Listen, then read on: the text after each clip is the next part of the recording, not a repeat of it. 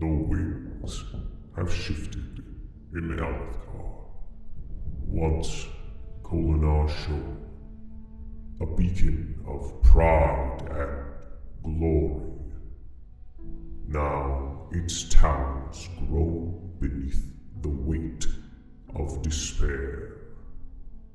Its people whisper of shadows moving in the rain, of oaths long broken beneath the thunder's roar.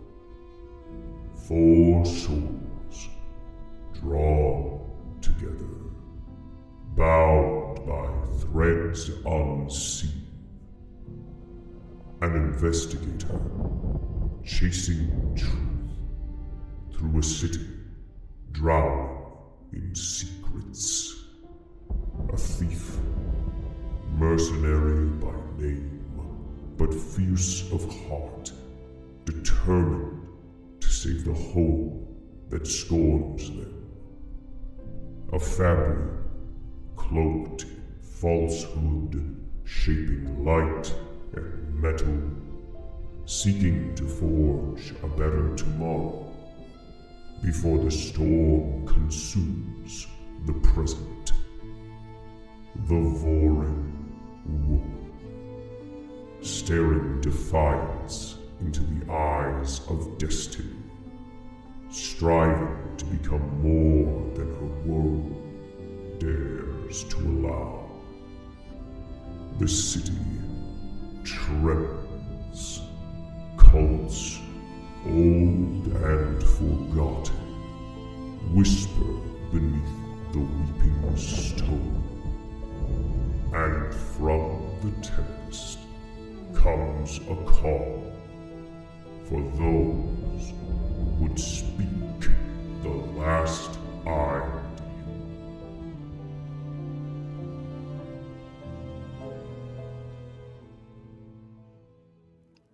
Hello, Internet. It's us. It's Another World Tabletop. Coming at you again with Cosmere RPG stories. It's the season premiere. It is the very start of Season 3, Chapter 21 of our fantastic Stormlight Archive Chronicle. I'm so happy to see everybody. First and foremost, it's June 2nd. And I promise you, if we would have went live one day sooner, we would have been even more enthusiastic. Happy Pride, everybody. To all of my sweet queer family out there on the internet. It's great to have you here. I can tell you right now, beyond a shadow of a doubt, I think over 90% of our of our community is queer of some variety or another. Happy International Sex Workers Day as well. Yeah, absolutely. I love that. People got their flags out. Yeah, it's a good day. It's a good day. So we left off on a rather severe note at the end of last session. The season finale had our Radiance going toe-to-toe, having their grand moment against Rave. They had had enough, and there was a sort of consensus between everyone. They had come together, and they had decided that Rave had to go. He had to go down. It wasn't negotiable any longer. He was starting to target people. He was targeting Berdalar's family. He was there. He's got some sort of suspicious and debaucherous relationship with Queen Aesodan, and had been scheming surreptitiously in the background to conspire with the Sons of Honor. And there was just so many stacking, horrifying truths about this man. And that is just aside from the sordid past that he shared with Berdalar. A siege was planned to take down Rave's main gambling parlor once and for all, where he kept his headquarters and his own personal offices. His personal effects were there. And then at the end of it, it turns out that he was, well, first and foremost, he was a shard bearer. And he had himself a full shard, armor, and a sword. This led to a very, very tense confrontation between the Radiance and himself. Large parts of the building itself suffering collateral damage, holes in rooftops, balustrades completely torn asunder, gigantic rents in the wood structure of the place, until it was finally stormed by the gathered efforts of the Herdazian quarter within Kholinar, little Herdaz coming to bear and knocking down the door and finally saying that the thugs that had preyed upon them have had their last day in the sun, and they burned the parlor to the ground. A harrowing escape from our Radiance was also largely predicated by the fact that Rave did escape. There was a few revelations. The fact that Rave had a doppelganger fused, one of the many that had one of the surges, one of these powerful radiant surges, the surge of illumination. It turns out that the Sons of Honor, by and large, all had doppelgangers themselves, that there were few that had been walking among the people of Kholinar for a upsetting length of time. It could have been months, it could have been years, but the reality is that there was somehow, some way, a fused present during the death of Berdalar's father, as Rave's involvement with the fused goes back that far. Turns out that there was a connection, a deep, deep connection to the Herald, Nail, the Herald of the Skybreakers. And that connection was revealed to be that the Sons of Honor and Nail and the Nail loyalist Skybreakers had been hunting and slaying anyone who manifested a bond with the Spren, thinking that it was a sign of a desolation to come. Nail trying to prevent it, and it being, well, a fool's errand.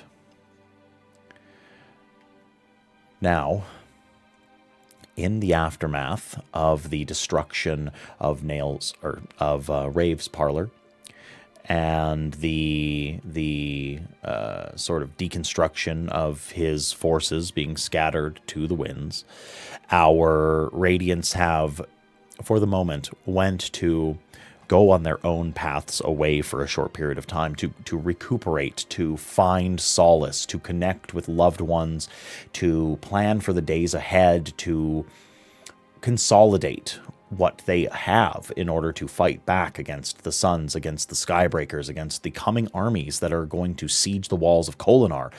There are so many foes, both inside and out of Kholinar proper, and so it is now more important than ever to find those who are ally, to find those who are close, and ensure that they are safe, capable, and equipped. And it is on that note that we are going to zoom in. We are going to zoom right in on the Sheath, where in this large headquarters, a few of the party have started to put down sticks, and that being Alstrom with his sister Alshir, and the three children, Karav, Tilov, and Van, that have all been sort of staying together and committing to that close-knit relationship that they had started to foster back at Alshir's shop and in Alstrom's laboratory. So I will ask you, Alstrom, in the aftermath, in this sort of like afterglow of the assault on Raves, I will ask, what is it that you would like to accomplish? Is there anything in particular that is on your agenda? There are a few things that you've lost, a few things that you should get after. And I know that you've been pining for a conversation with your sister. Yeah, I think the first one is having a talk with Alshir about, yeah. Within the sheath, there are a few private chambers that had been carved out by Soulcaster. The stone, the sandstone that lies underneath Kholinar being soulcast into Lavis grain. And it is these great square openings that have been sort of retrofitted into private chambers for the different members of the network. And there are quite a few vacancies. And so, it's been more than a week, since Alshir and the kids have been here. And the kids were a part of the network for years. And thus, they sort of take control. They put up some, they go and they take shale bark and some drop dead tree branches from just outside the city walls and bring them back to the sheath. And you and Alshir and the kids all have this very, very shanty town sort of private abode, with sheets for walls and comfortable if rough furniture, Van and Tilov sort of taking the reins on any of the construction techniques that you've taught them when it comes to metalworking and woodworking and all of that. And you see that sort of expressed in the little home that they've sort of crafted for you here, this interim living situation. And you find Alshir quietly humming to herself while essentially stoking a fire, a small fire, and cooking something over the embers for the kids. She looks up as you come in, and was that the song Mother used to sing? Yeah, it is. Yeah, I'm kind of missing home these past few weeks. Yeah. I miss the open water. Too. I miss the open water a lot. The smell of the waves is... I'll never forget it, but it's nothing like having it in person. Yeah, the river funk here in Kholinar just doesn't really compare, does it? No. No, it really doesn't. I miss the salt spray. I miss fresh fish. It's so bad here. It's so far from the coast. It can't even be.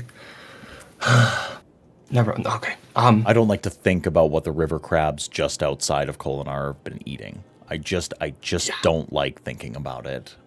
I eat it, but it's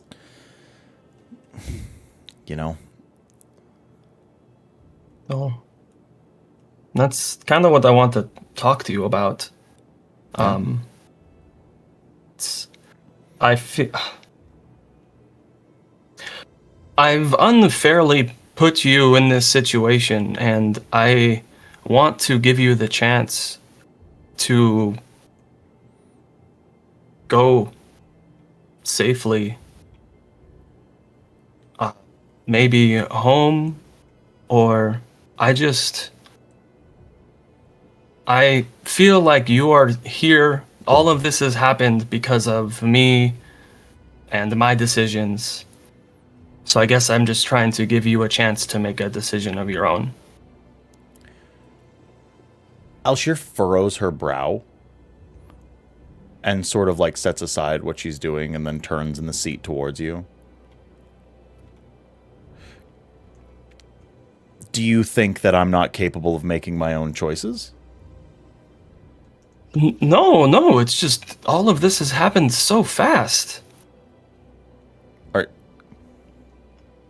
She looks at you with a very familiar look of frustration.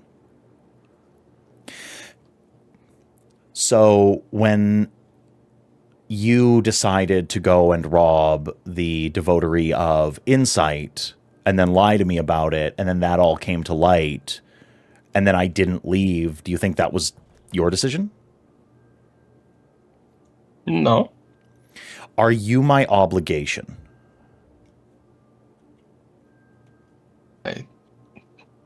I can't make that decision for you. Don't try to make this one for me then. I'm not going anywhere. Okay. I cared about you, and I show it in weird ways, and I think this might be one of them. I don't want to see you hurt. I don't want to see anybody hurt. What do I want? And this could...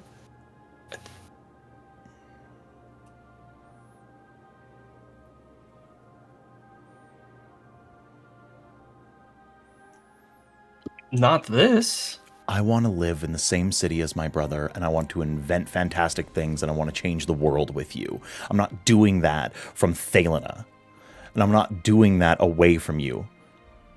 And if all of these horrifying things that you say about Kholinar is true, that Queen Aesodan is mad, and that there are Radiance coming to slay you, and that all of your friends are dangerous, and that you keep going on all of these harebrained adventures, and that your inventions are just that they are to keep Kholinar alive and to help change things.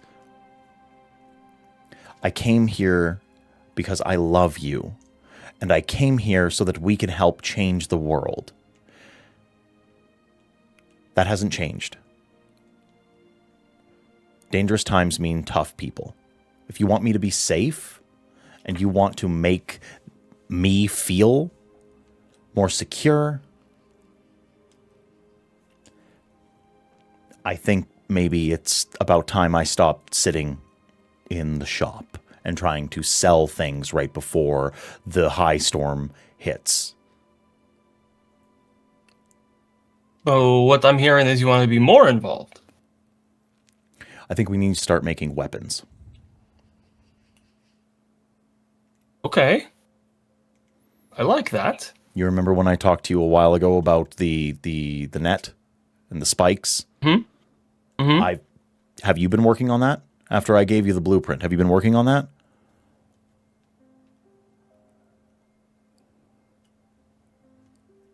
Normally I would say yes, but actually no, I haven't. And I think we need to take a few weeks and do that.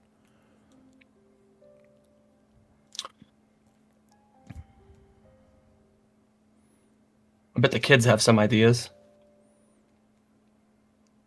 But I think that you tripped, stumbled, and fell ass backwards into the most brilliant group of kids on Roshar. I completely agree with you. They are so freaking smart. They see things brilliant. in such a different way.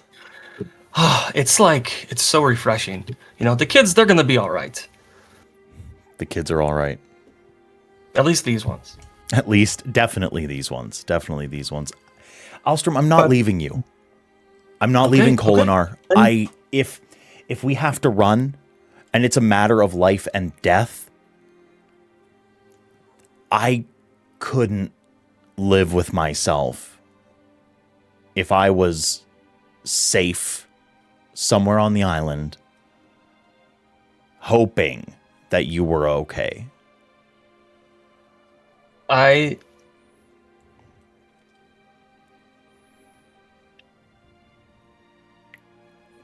share.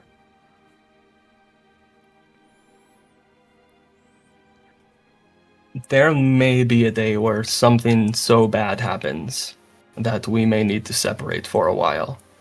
And I think both of us need to be slightly okay with that possibility. It doesn't feel like a need yet. No, but it's still something we should.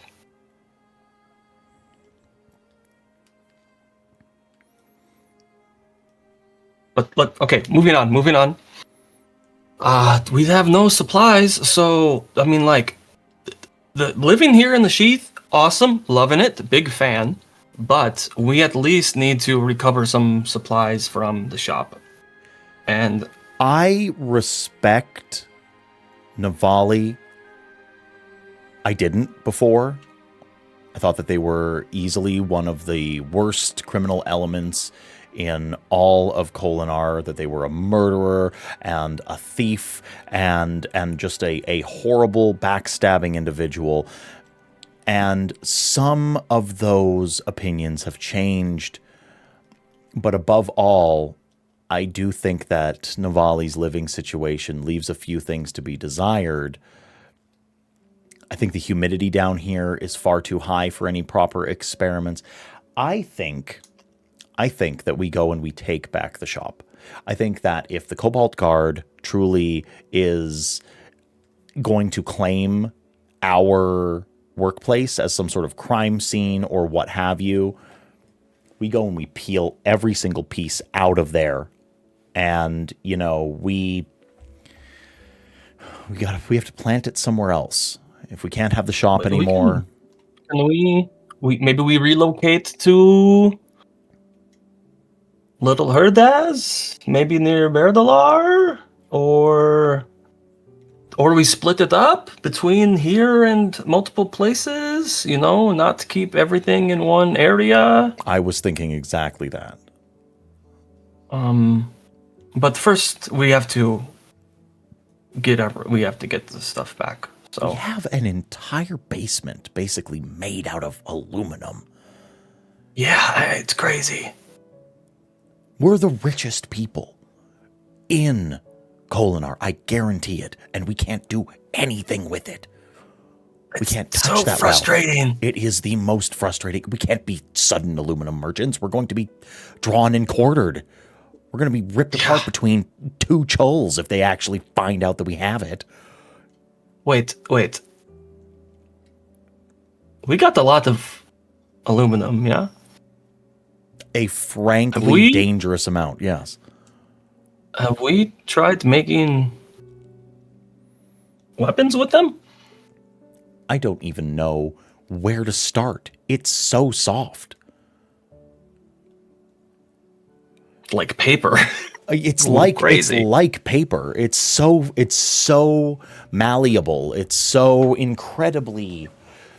It makes for horrid weapons. I've done some testing with it, and it seems to block the effects of stormlight in general, and that's as far as I've gotten. I don't know what else to do with it. I mean, what can we make like a grenade out of it?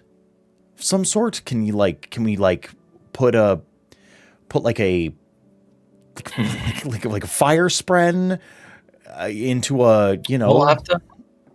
We'll have to experiment. Yeah, see what happens. I don't know what to do with it. I don't know what to do with it. Yeah, the kids will have ideas. But first, where are they? We should probably plan our little heist. Van pokes his head in from the other room, and he's like, "We've been listening the whole time." Of course you have, but you don't even squeak out a fart without me knowing it. I'm everywhere. Why are you smelling our farts? You know that's not what I meant. Okay, so if you've been listening, so what's your plan then? Honestly, the best we've got when it comes to the aluminum is cuffs. That's sort of the best we got. Like cufflinks? Well, handcuffs, like manacles. Ooh. Yeah, it's in between that or, I mean, I would get somebody to wear like a breastplate of it, or like, I don't know. We don't know. We don't know, but like Yeah, it feels like things that are like all encompassing would be good. Yeah. Yeah, like a bolo. It seems like That would be. well, like some of your Wave doesn't like it. Wave gets very uncomfortable around it. We've cornered him a couple of times with some bricks of it. When he gets Oh mouthy. no. Well, he gets mouthy, Yeah, but you get mouthy. And I don't try to cover you with aluminum. sorry, we're more clever than you. Listen, regardless, Wave's a mouthy little guy, and we have it seems like Spren completely shy away from it. So we know that not you, but Nev has been fighting against some other Radiant. Now it's like Radiant on Radiant fighting. We didn't know that you all aren't good guys. We kind of assumed that. Bummer that that's not the case. But I mean, what if Nev could like throw a net of it over one of them? Like it's like we could make. Or what if they fell into a pit trap full of aluminum spikes? Oh, I mean, cooking. We were trying to like take him alive, but I mean, like, yeah, I suppose. I was thinking like aluminum chains, like it's kind of sturdy enough for that. Yeah, sure. There you go. Or like aluminum like mesh, like a wire mesh. Like we're trying to, it's sort of. We're thinking it's containment. Like it has to be some sort of containment. Maybe like you could like mesh and then like crem it to the wall so you can't tell it's there. Well, we're also thinking it could be used to like hide things. We could use it. I mean, yeah, like we hit the yeah. We could hide. I mean, Wave or like anyone else, like any Spren. Like you can hide Spren inside of it. It's uncomfortable, but like they can be hidden inside of these things. Like there's, I don't know. That's about as far as we've gotten. Nets and like manacles and like containment stuff seems the best because we think that it should shut off powers. But hear this.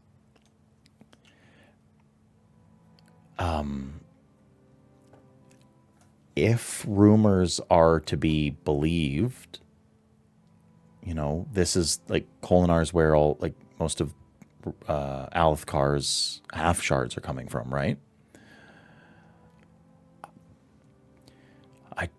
Everyone says that they're banded with silver metal. It's all silver metal and silver metal and silver metal.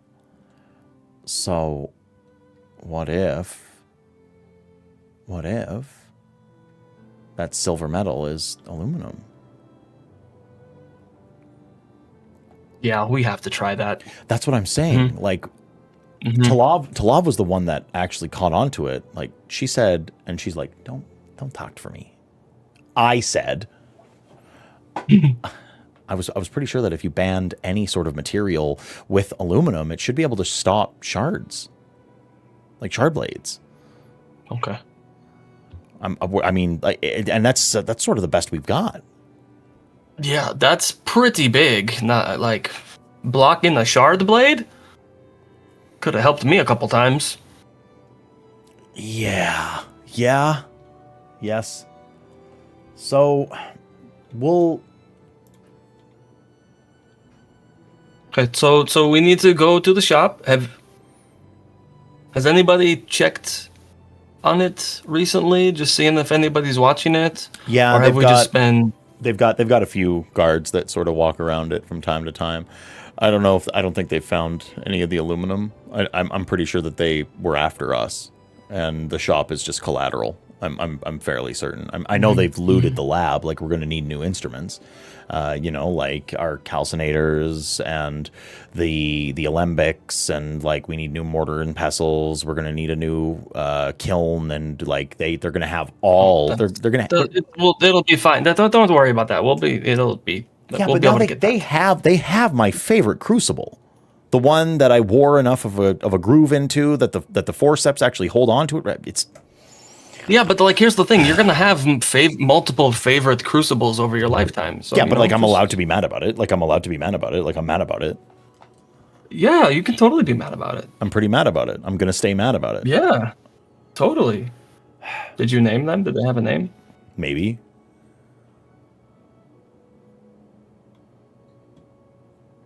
I named it Adolin. You would. I would. Classic. So. Yeah, then I guess I'll start planning start planning on how to. You know what? To get like a. It might take a while to do that. Like, I get that might be a couple of days. To get like an efficacy sort of thing. Give me a. I think this is. Oh, this is a hard one. What do you think the role would be for retrieving specifically your tools? Like, what do you think would be the best role that Alstrom could use in order to go and, like surreptitiously retrieve all of his belongings? I mean,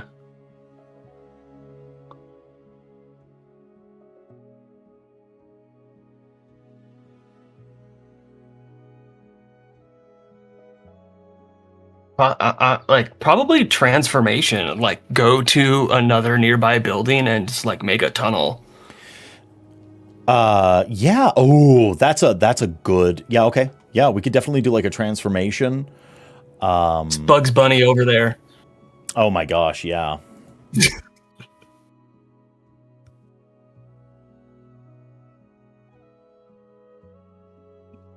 Roll me. I'm gonna need 2 rolls. I'm gonna need a stealth, or sorry, yeah, I'm gonna need a stealth, and then I'm gonna need a transformation.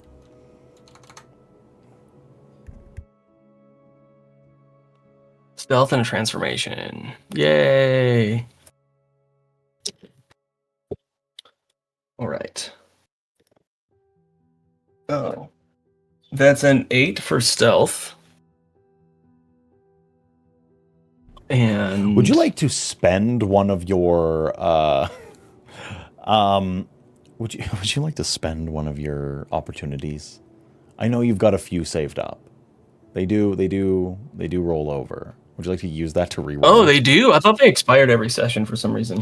They don't. I would. We should have been to use an tracking opportunity. them. We should be Oopsies. tracking them. Yeah, that's all good. My That's all bad. good. I will track them from now on. Yeah, I would like to re-roll that for sure. Thank you for that wonderful suggestion.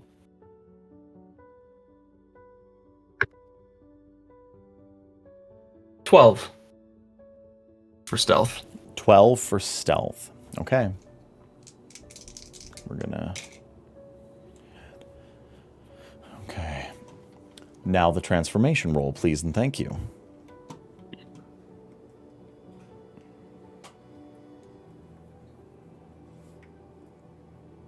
A 6. A 6. Whew. Would you like to fucking roll better? Yeah, I would like to roll better. Man. Can I spend 2 focus and have... Can I have a fucking break? He said, and Wave help me out? Yeah. Yeah, you know what? I think what we're gonna do here is I firmly encourage you to retroactively raise the stakes. Okay, so you want me to roll just I the want plot you to die? roll the plot die, yeah.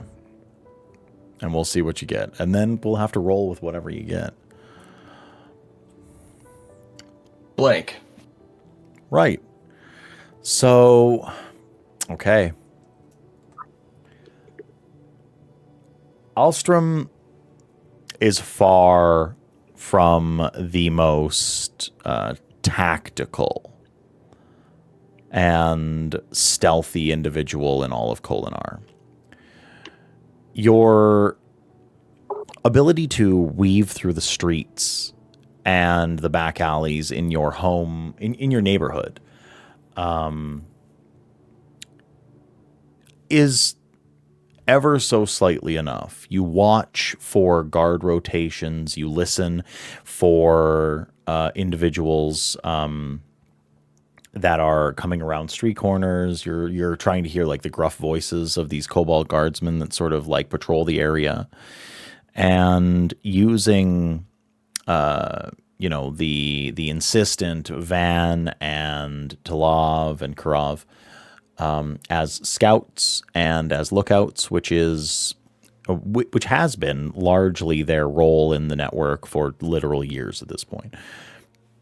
You manage to find your way into the drainage tunnels just aside your shop, which weave throughout the entire subterranean portion of Kholinar. It's one of the most notable features is that Kholinar does not flood. It doesn't, it's on a high plain to begin with, and then with the high storm or even the Everstorm, it definitely all wicks away in a short period of time due to the large scale soul casted tunnels. You get there, and you are solid to solid is easy, and solid to liquid is decent. 6 is just not enough. 6 is simply not a good enough roll to cast this into a different form, into anything that would help your situation. So you sit now within this tunnel, and it really comes down to this. You're going to have to expend the very large amount of your Kremriel uses, and you're going to have to muck this out. You will need to start pulling away the grime and the muck that you turn the stone into. There's just no way that the transformation just isn't working. And as you pull this away, you do realize that the night is growing long. The Cobalt Guard are patrolling these tunnels underneath. And you get inside of your laboratory. You finally break through. You collect as much as you can of the aluminum, this pile of bars that you had collected, these very lightweight, compact aluminum bars. And although it is a light metal, you're still like filling a pack with aluminum. It's going to be decently heavy. And you would have gotten in and out really with no worry should you have been able to transform this and then transform it back, or use a Kremriel and then use it again. But burning through all of your uses and not being able to do this, I am going to ask for another stealth check that will make or break whether or not you run into the Cobalt Guard exfiltrating from your old home. I'm going to raise the stakes, too. I think that is a great idea. And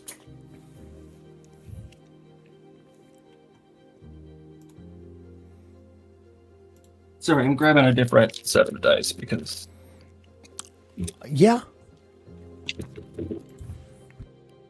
Those don't want to play fair. Okay. That's better. 17 with an opportunity. 17 with an opportunity. Okay. Right? That's the opportunity. That is the opportunity. That is. Okay. So, my question to you is this. The Cobalt Guard have rolled well enough to spot you on the way out. That being said, you have rolled an opportunity, and thus I will put the reins of the narrative in your hands. How would you like to twist the plot so that they either do not find you, or you are able to convince them that you aren't the person that they're looking for, or that you're meant to be there? Yeah. What is the specific circumstance? Is it can I have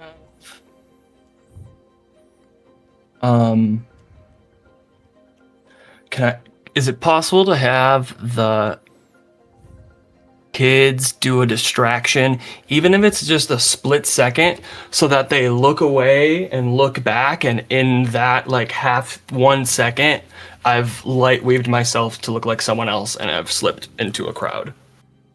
Yeah, like it's definitely, I'm glad that we're getting used to the, like, and I'm gonna impress this on everybody here, and like when you roll an opportunity and you have the ability to grab the reins, this is exactly the kind of thing that I'm talking about. Like, really curve the narrative to your benefit. So you sort of give like a whistle, or like a knock on the wall, or whatever, or like a click of a span reed, even like something silent that would, denote that you need. We got span reed communication for that sure. Would, yeah, like a little bit of but we're doing the communique, like a Morse. Yeah, for sure. Yeah.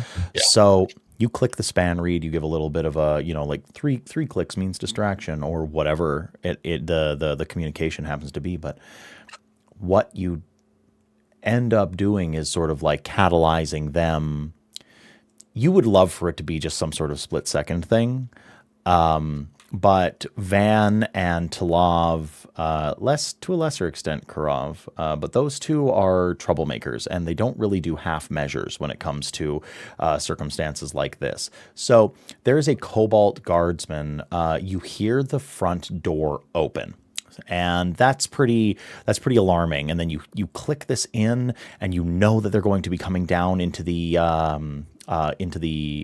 basement at any time, and they're going to see you, and the gigantic hole in the drainage wall. So you hear Van from the first floor. He says, "Hey, Cremface, out here!" And the Cobalt Guard whips around and he says, "Hey, you's that kid!" And Van says, "No, I'm not that kid. I'm the guy you're looking for." And you hear the sudden, like, that crystalline cracking expansion of liquid. This is what we're going to take a page out of Abria's playbook, because you're running, and this is the thing that you don't see. A entire skin of water, just a Boda bag, slashed open and tossed all over this Cobalt Guardsman, and then nailed with a freeze reel. A creme reel is jammed down into the ground, and this guy sinks as he is frozen into the muck that is made from this.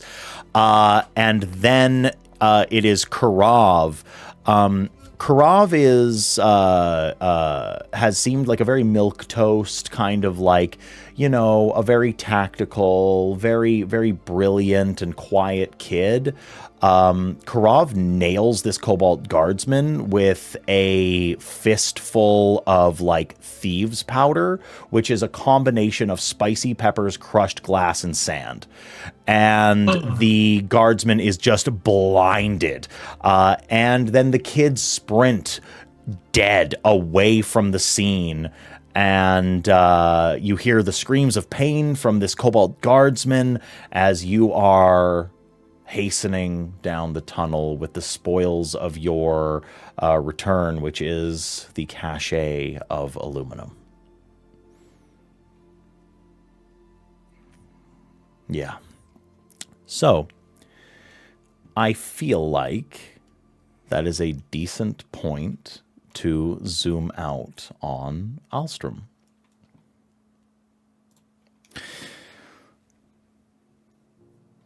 So, having reclaimed his his experiment gone wrong, Alstrom aways back to the sheath to go and plan the locations where his piecemeal lab with Alshir will exist across Kholinar, whether that be in Little Herdaz, whether that be in other locations throughout the city. But there is a completely different kind of scene unfolding across the rooftops of Kholinar.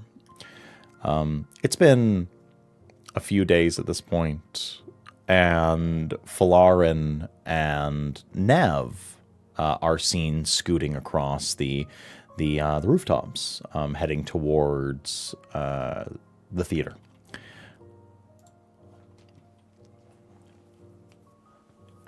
Is it daytime, nighttime? I would say that it is the final last little dregs of daylight. It is full dusk, and we're hitting that point where like the sun has gone down past the horizon and you just have that little bit of afterglow. Okay. Shadows are deep. Yeah. So we're in the theater district. Yeah. And I think our goal was to go to the theater. Yeah. Falarin has asked Navali, like, hey, he's asked you, I want to test out this ankle. It's been a few days. It wasn't as bad as I thought that it was. And, you know, I need to make sure I've still got the spring. So let's do a little bit of running. Okay. And all right. Yeah, so you do like some very light sort of climbing. You keep at a regular pace. What I'm hearing is I run at half speed. Yeah, this is very much like a half speed sort of situation. He's not trying to sprint or race or anything like that. He's just going through the paces. And eventually the pair of you hit the theater itself and climb up the well-worn and established carved-out handholds that the network has made in the sides of the theater in order to like very quickly get to the top. Like these are things where like knife marks have been made in order to like have finger holds, etc., etc. There's like pock-marked homemade climbing trails that go all the way up to the top. And Falarin at this point has not exhibited really any pain. He doesn't seem to be in any sort of distress. He's been, you know, bouncing from one foot to the other to sort of test the waters, so to speak. And eventually you get to the top of this, you get to the top of the theater. You see a little bit of glow coming from the interior of the theater, this like big circular, almost like I've described it before, but the theater itself is very reminiscent of some of the more lauded Western European open air theaters in, like, say, London. Like it's very reminiscent of like the Globe, where it's a circular venue with a big open middle and a stage inside and a little bit of a subterranean area beneath, 3 floors, etc., etc.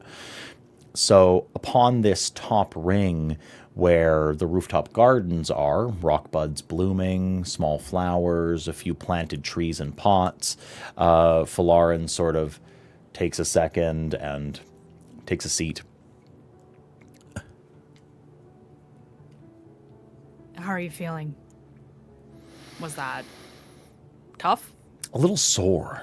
I feel like I need to I honestly, I think if we're going to head out for anything really, you know, too terribly active, I think I'll have to stretch. But other than that, I mean, unless I fall in another pit, I think I'll be fine, actually.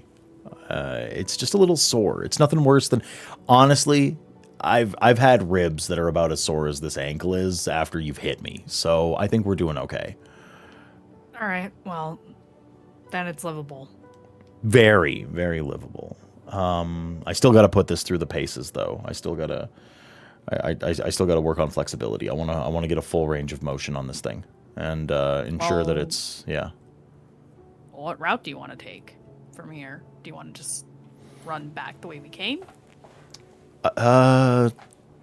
No, I had a little bit of a different idea.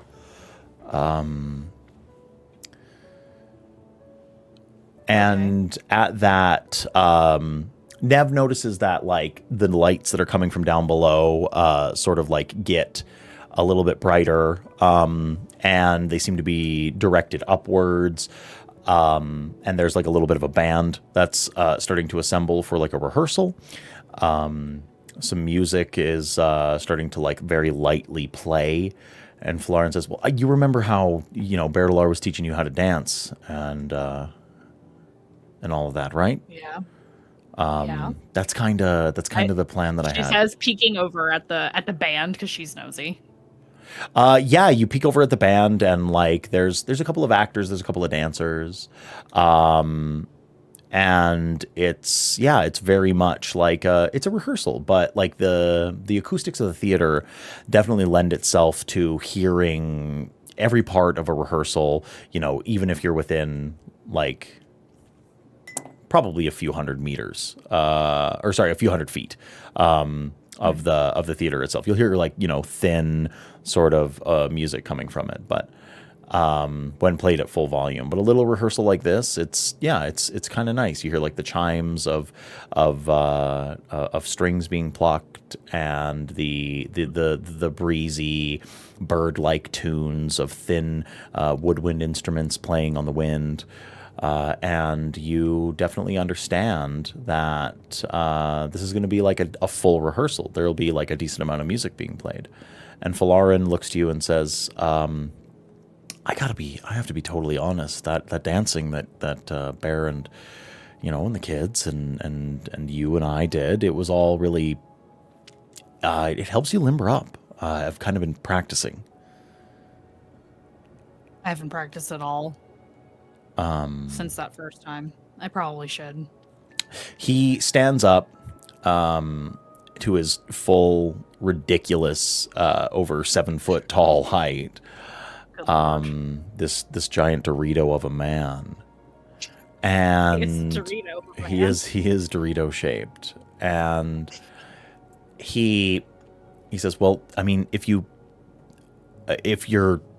okay with it, I mean, and if not, then I can just do some stretching or what have you, but it's easier with a partner, and that's how I've practiced. But I was thinking we could dance on the roof and sort of.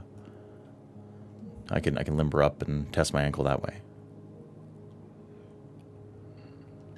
She kind of looks at him, but it's like, I mean, I guess so. That's fine. Okay. We can do that. Yeah. Her not processing. He holds out his hand and he says, "Well, okay, I'll lead." Okay. That makes sense. You're taller. Yeah. She'll take his hand. Can I get a I think this is going to be, we're going to say agility. Okay. Yeah. Agility is good. Okay, that is 14. A 14?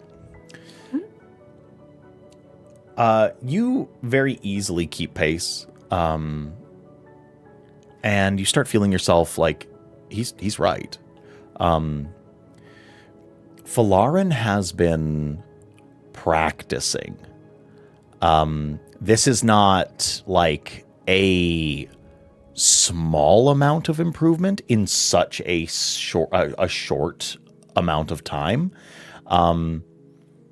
Nev is practiced enough in, the ways of movement and forms and stretching and being limber and athletics and agility that, like, you understand. You're like, oh my gosh, Falarin has been, he's been really, really working at this. There are points where, as he's leading, like, you are up in the air for short periods of time. There's a few points where it's like a dramatic dip. He will bring you very close, and he'll, like, with your weight with him, leap into the air for a short period of time, lifting you both. It's a rather athletic display, and it's obvious that, like, he is putting his body through the ringer here, trying to work up a sweat and, like, test, moving around with the weight of someone else with him. But, like, I'm going to ask for what is it? I believe it's insight, right? Sure. Yeah. Insight. 7. A 7. This is so appropriate. So Nev gets the distinct feeling that there's something else to this sort of display. Like, it's very much out of character for Falarin to do something like this. Like, he's a thug. He's a warrior, he's a extortionist and a second-story burglar, and there's so many facets of this man that you've known over the entire time that you've known him, that would never lead you to believe that his exercise of choice would be this, like, demonstrative sort of performance of a dance with you. You're not entirely sure, like, you don't get, like, to the bottom of things, but, like, you definitely get, like, oh, this is a little odd. And at the end of the entire moment, so to speak, you feel Jez sort of start swirling around you during this performance. The wind sort of whipping Nev's hair about, and there's a moment where almost without your engagement whatsoever, the pair of you and Falarin are dancing actually just like an inch and a half above the rooftop. A frictionless, wind-swept, just on the air, gravity is no option, or is no obstacle, sort of intimate moment.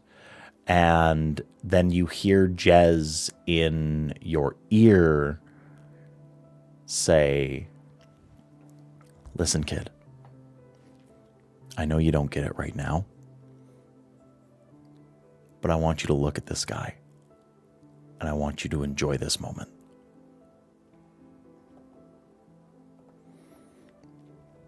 And then the wind stops, and the music dies down from the first set, and Nev and Falarin, even though dancing would be probably one of the things that Nev didn't think of first when it came to, like, rigorous activity and exercise and athleticism, you've worked up a sweat, and the only thing keeping you cool and from breathing incredibly hard is a very gentle, sweet-smelling breeze. And Falarin stands there. He's looking down at you, and you're both breathing a little bit labored. And he says, "Oh, okay."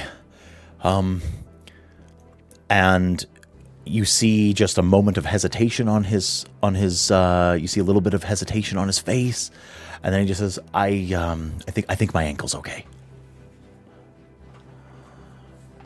Yeah, and she kind of backs off a little bit. I would say so, if you're not hurting now, so. Yeah, Good. no soreness on me. I'm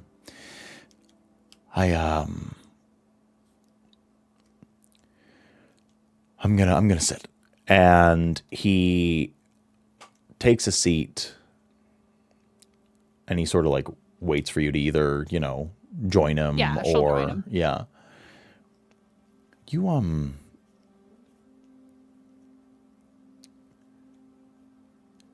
we've done a lot of work together. Yeah, since I came to the city. Yeah, I just when I fell in that pit and twisted my leg, you sort of broke protocol. And yeah, you checked in on me without you checked in on me without instead of keeping up the fight. Right. What's why? It felt higher stakes, I think. We haven't normally fought people who have fabrials like that. I don't know. It You was can scarier. you can see the look on his face that he doesn't seem convinced, really. And he says, but it's always network first. And all of the new crew are a part of the network now. And so we've been in situations like that before. Like we've stared down right down a crossbow bolt. We've been at the blade of, the wall guard, and you say that it wasn't really like, it's never really been like that, right? Like the stakes have always been high.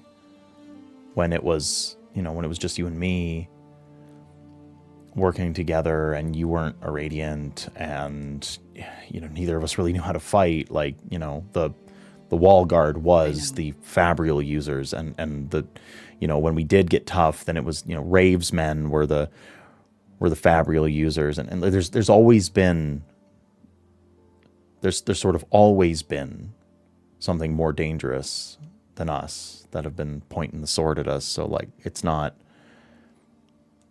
Why did that feel different? She shrugs. I mean what I said. Okay. There's stories of people turning into fire. Yeah. People are telling those stories about Fira at this point. She's getting a reputation, right? Well, if fear can do things like that, what can our enemies do to the rest of you? I can't shield you from that. I can't shield anyone from that.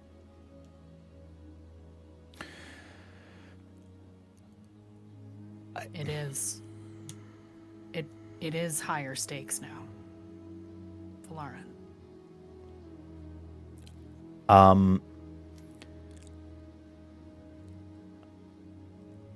I want a discipline roll from Nev. Yeah. Yeah. 15. A 15? Mm-hmm. To get very meta for a moment and look right into the camera. Nev is able to successfully push down and rationalize and compartmentalize their feelings right now.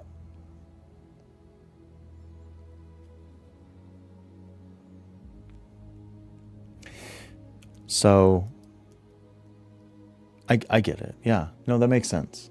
That makes sort of perfect sense. I get it. I guess the stakes are higher. You know what they're calling Fira, right? No, what? They're calling her the Dawnflame. Sorry? Well, fire kind of follows her, right? I mean, the guy in the alley, and then Rave's place burned down, and people are saying that she can turn people into fire, and she's like, she's yeah. I've been spending a decent amount of time in the markets, and a lot of people are. She's kind of a folk hero at this point. There's a few people that are praying about it. Market is very friendly to Fira. Yeah, I don't know exactly what all went down, but I was in a restaurant, and there's this table of kids. I say kids, but they were like teenagers, and they were all burning a prayer to the Almighty, and it was glyphs for safety, and it was a glyph for hope, and then there was the glyphs for the dawn and for flame. So it's kind of crazy to say it, but I think people are sort of praying to her. Interesting. Well, when you don't think she would like that very much. I don't think so either. I was Give a little her a heads up before she gets mobbed somewhere. Well, I think it's people are talking about the powers of the heralds, you know, and it's. Oh no, people cannot start calling me a herald next. Please don't. Can't keep up with all the names. Yeah, it's No, it's a lot. It's a lot, but I mean, that's sort of where we're sitting with it. Frankly, I say we use it. Yeah, you're always a fan of that. Well, I mean, it's hard. You started calling when somebody somewhere in Kholinar started calling me the knife. You were the first one to jump on that. I will neither confirm nor deny that I spread that name like wildfire. I yeah.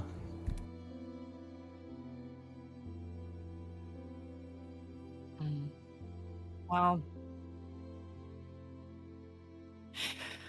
it's a lot to deal with. It's a lot. It's a lot. I don't even know what all I'm supposed to do other than be here and keep doing what we've been doing. Well, I mean, live.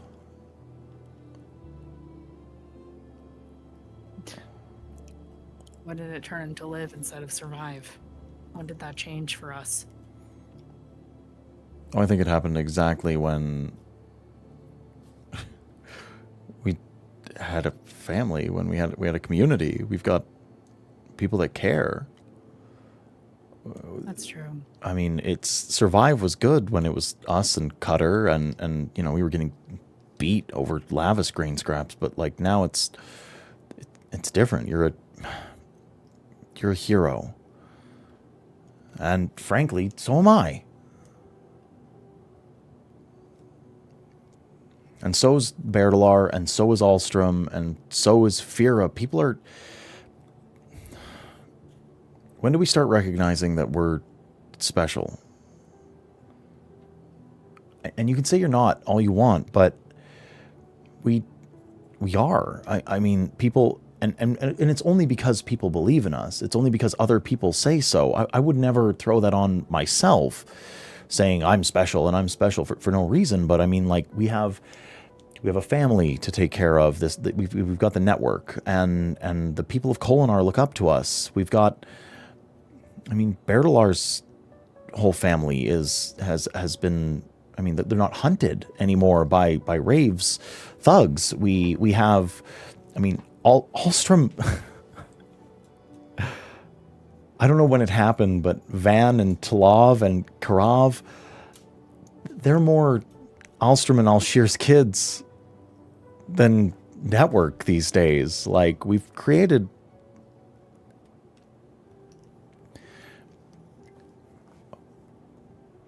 We've killed bad people. We've saved lives. We're changing Kholinar for the better. We're doing things that we only would have dreamt of. I mean, just a few months ago. So, you tell me. When did it start being live and not survive? I don't know. It still feels like survive for me. I'm trying to figure that out. It doesn't have to be easy. No. And you're not doing it alone. I know. And he sort of like reaches out and he puts a hand on yours. You don't have to do any of this alone ever again. You have to know that.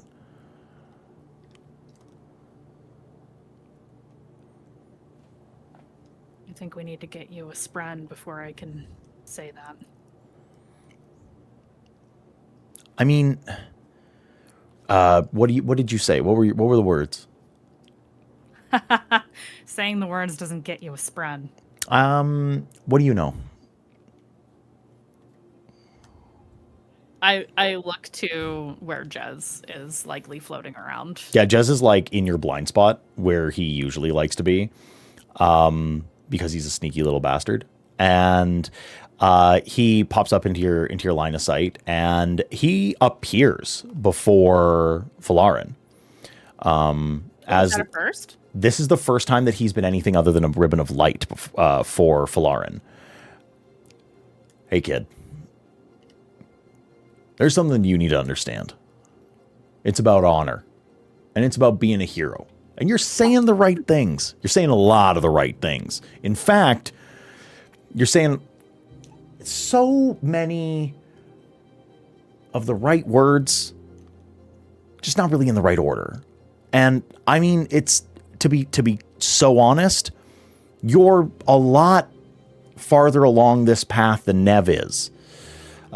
Emotionally. Nev still doesn't want to be a hero and doesn't really understand and doesn't really understand, honor, or like she doesn't even want a proper like a proper fortress above ground with parapets and a barracks and uniforms and all of those, the things that go along with soldiery. And we need money for that. That's not how the real world works, Jez.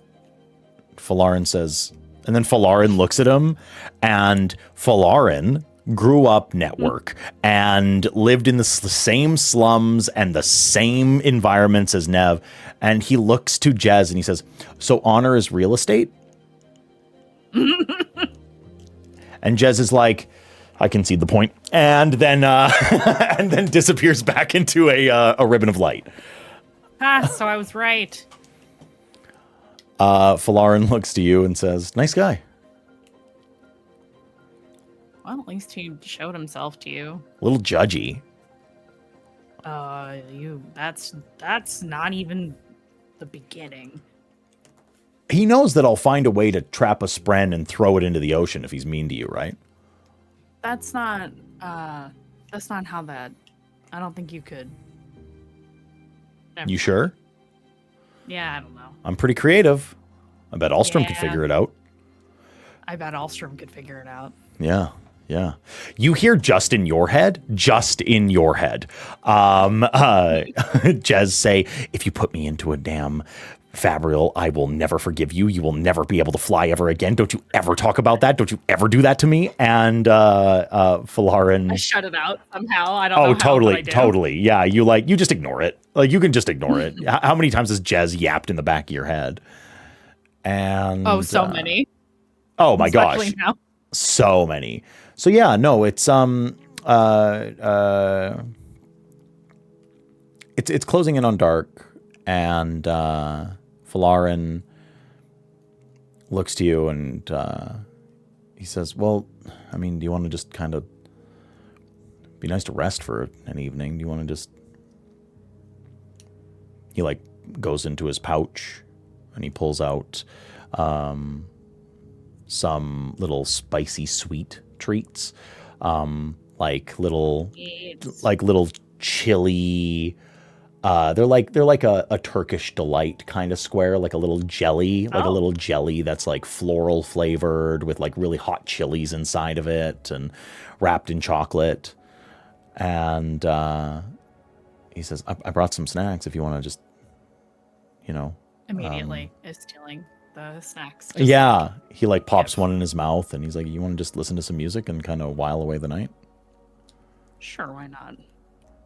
Nice. We never get to just hang out anymore. No, we really don't.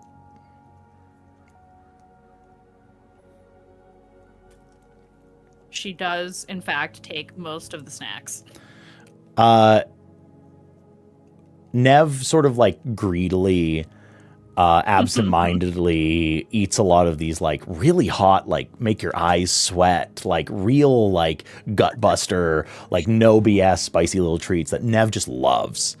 They're like a sweet, savory little delight. And Falarin says, yeah, I kind of figured you'd like those. And then he like has this little like parchment package with a little wax stamp on it, and he just passes that to you. He's like, you can have the rest of that. Yay! Nev definitely takes that. Yeah. The music goes on for the better part of a few, a good hour and a half, 2 hours, as like a full few stage rehearsal sets go through. And eventually the pair of you sort of pack up and get ready to go. But I think that's where we'll zoom out on Nev. Folks, we are going to take our human break at this point. We're at the halfway point for the evening, roughly. So get yourself a drink. Get yourself a snack and a drink combination that pairs well with like, innocent yearning. And go ahead and tell your mom, dad, sister, brother, cousin, tell all of your Herdazian cousins, as well as your various other friends and family that Another World Tabletop is live right now on Cardi B's internet telling Cosmere stories. Tell your dog that I love them, and we will be back in a short 10 minutes. Do not go. Hello, internet. It is us, Another World Tabletop, coming back after the break to The Last Ideal. So we just left off on a totally normal, if a little bit odd, scene between Falarin and Navali. Nothing untoward went on. It was perfectly routine. Something that they do, with enough frequency that Navali wouldn't have even given it a second thought. And so, but after that, we zoom back out, and we are going to take a peek now. We zoom in on Fira, and we're going to narrate through a few things before we actually get into any technical role play. So Fira let me know before today started that in the days after the assault on Rave's parlor, that Fira was working on repairing her home after it was attacked by Sons of Honor agents. The door having been converted entirely to steel, the different, there's different like parts that have been completely torn asunder. The Sons having destroyed different parts on the inside before rushing out the back door, in their mad dash to get through. A few possessions, you notice like some leaves on that beautiful plant sort of like torn off, and like it's really an unfortunate event, but at the end of it, you get everything back to the way that it should be, and you are satisfied with the way that it looks, unless you say otherwise, unless you say like, I'm not happy. I think it's not so much it's back to the way that it was. I think she's put a lot more intentionality with the way things are set up. Now that things were broken and she had to repair so many things, she got a better lock for sure. She's tended to the plants, and she's just made the place feel a lot more warm and inviting, and like there's more bits of color. Totally. There's more space, like she's expecting guests, like there's extra chairs. There's like a comfy lounge area now. So you've really rearranged the living situation in your apartment, and to give folks an idea at home, it was a very Spartan existence before that. There was a lack of color. The furniture was all incredibly plain. The lock sucked. And the entire apartment was, by and large, not for living in. It was for sleeping and training in. It was a space with a roof that Fira happened to lay her head down in at night.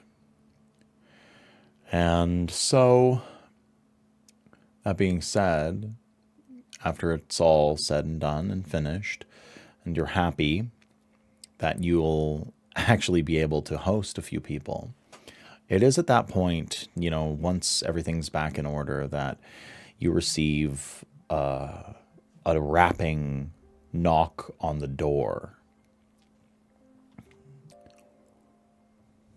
I think at this point, Fira has become accustomed to doing a little peek into Shadesmar whenever she feels like alerted. She's not so much paranoid, she's just more paying attention to things like that now. After what happened. Yeah, for sure. So you take a quick look into Shadesmar. You sort of reveal that sea of beads and the bright flames that sort of bob and sway over top of it, and within it in some circumstances. But you look at this flame, and then can I get an insight from you? Yeah.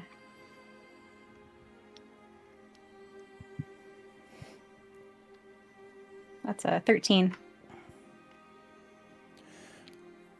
With a 13, you look into the sort of inner auras and the energies and the moods and the motions that are bleeding off of this flame that's in Shadesmar. You've started to learn, what certain things mean, that like the little coruscating colors can be discerned. You can read into the subtle vibrations, the tiny tones that come off of it, like song. And you're looking at a adult human, and the only emotion that you can read off of this flame is one that you recognize from yourself and one that you've felt on many separate occasions, although it's wavered, and that's reverence. That is a deep reverence. And they are standing just right outside the door. All right. Well, she's gonna go and check in. Open the door. You see a woman standing in front of your door. She has a small package in her hands, about the size of a child's ball. It's roughly circular, and she has auburn hair, and that denotes a little bit of Horn-Eater heritage. She's got a kind of the rough workings of like a black kind of uniform on, clearly hand sewn. And she looks to you and she sort of says, You're Feraniel, right? This is where you live. Yes, but who's sharing that around? And she looks nervous and a little bit guilty. There's definitely like a look of guilt on her face. And she's like, it's the kids in the market. They told me. Okay. Can I help you?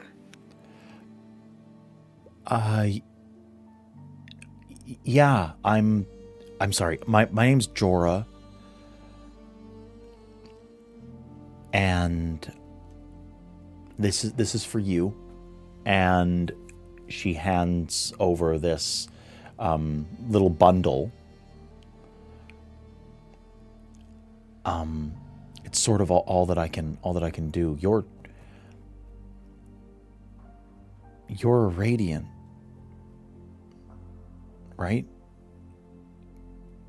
Yes. But you don't have to give me anything. Are you the one who's been dropping off packages or treats?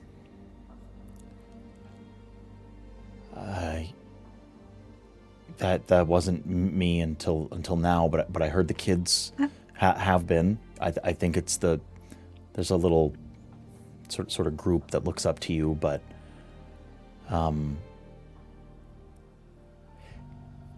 you killed the man that killed my father. You burned him alive in that alley. He was one of Rave's men. Mm-hmm. Well, I'm sorry for your loss. I was just a teenager. And you look at this woman and she's like mid-20s, maybe.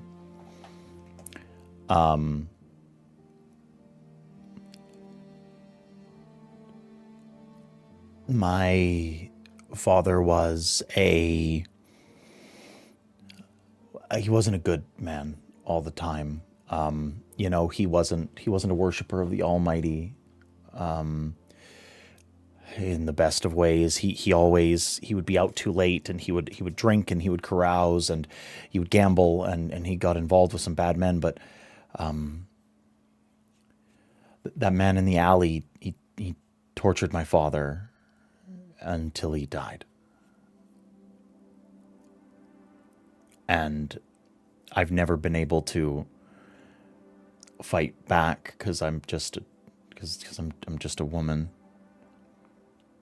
and I can't wield I can't wield a sword or turn people into fire or all of the things that you've done. I mean, you trained.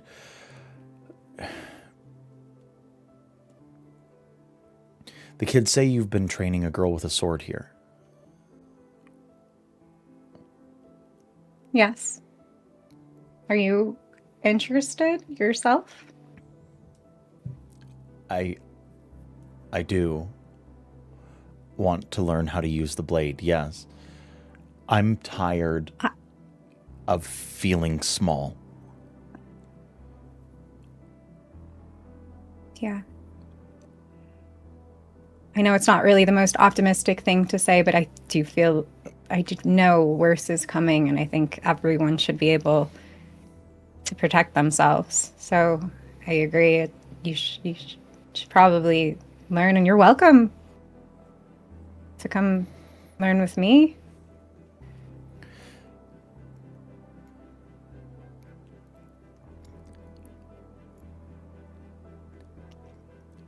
Did he die slow?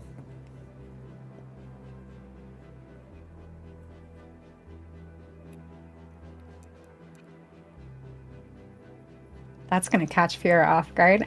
More than this whole conversation is. I wasn't really paying attention at the moment. My friends were in danger. That's probably better.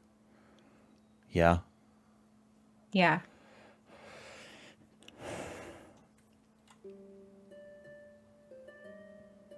Are you okay? No. And I kind of haven't been. But that's not really your problem. But I care. And you've come to drop this package off with me, and Frame is anything I like can do to help? just inside your ear, as usual, just behind the ear, and he says, I am not a expert in the ways of human customs, but I believe standing in a doorway is a strange gesture. Fira will nod. So she won't know what Fira's nodding to, but she's like, oh, yeah. And then, would you like to come in?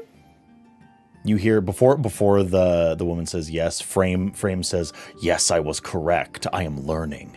And the woman looks, yeah, I'd actually really like that. Sure, I could make you some tea. Come on inside. Yeah, she comes inside and takes a seat, and you make a pot of tea. You know, she takes a glass or a cup or whatever, and she warms her hands with it, and she's just kind of, she lets out like a big sigh.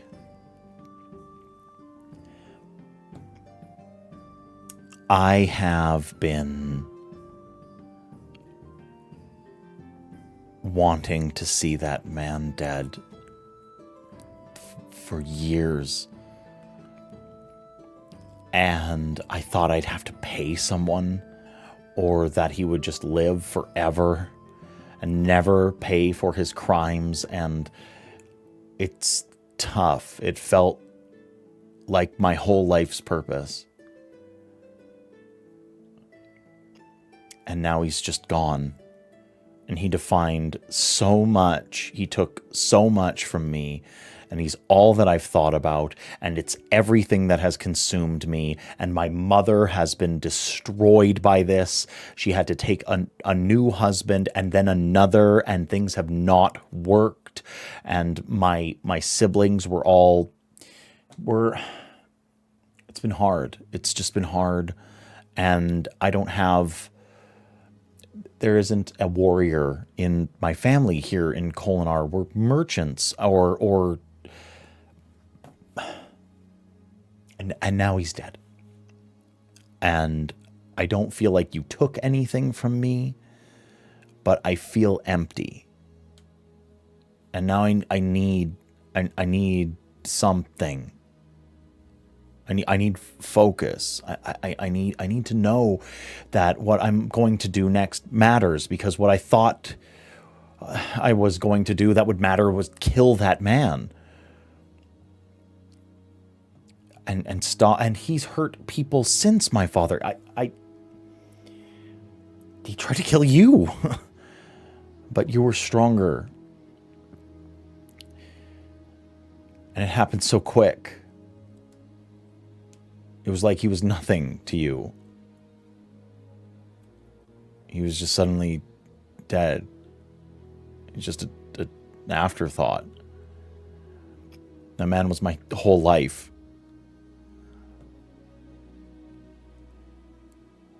So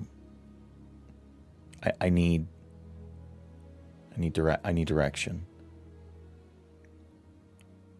Kira's like standing there, like probably like clasping her hands. She's just feeling very awkward at this woman like trauma dumping on her and doesn't really know how to respond to any of this. So she's just sitting there, probably looking real anxious. So it's going to take her a moment to answer. First, she goes, well, you said that your family doesn't have a warrior. Maybe that could be where you direct your energy. Now, because when I feel overwhelmed or lost or confused or stressed, I tend to try to redirect all of that into something productive, something that will help me, like practice or learning something. So perhaps learning how to use a sword, it could be something that you direct that energy to. That's what I want. And she reads like how ferociously awkward you're standing, and she just I Spirit know, and sit down, yeah. and she's like, I know it's a lot. I don't mean to. I mean, I came to a stranger's house to ask for to ask for help or guidance or something. It's just you're a lot of hope for me and a few other people.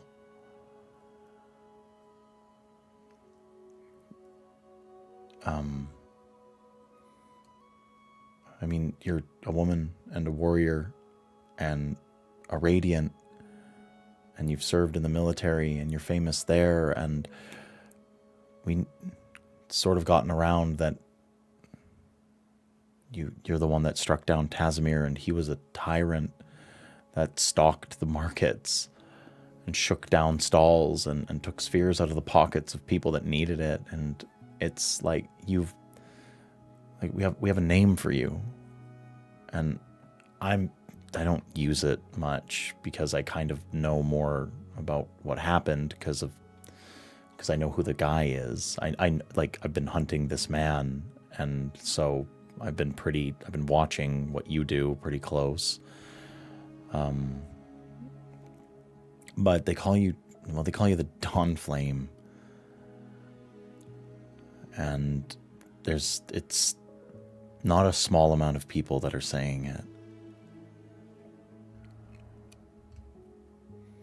I think Fira is gonna have like a visible reaction to that, like, you're calling me the Dawn Flame because I burned someone alive? Like,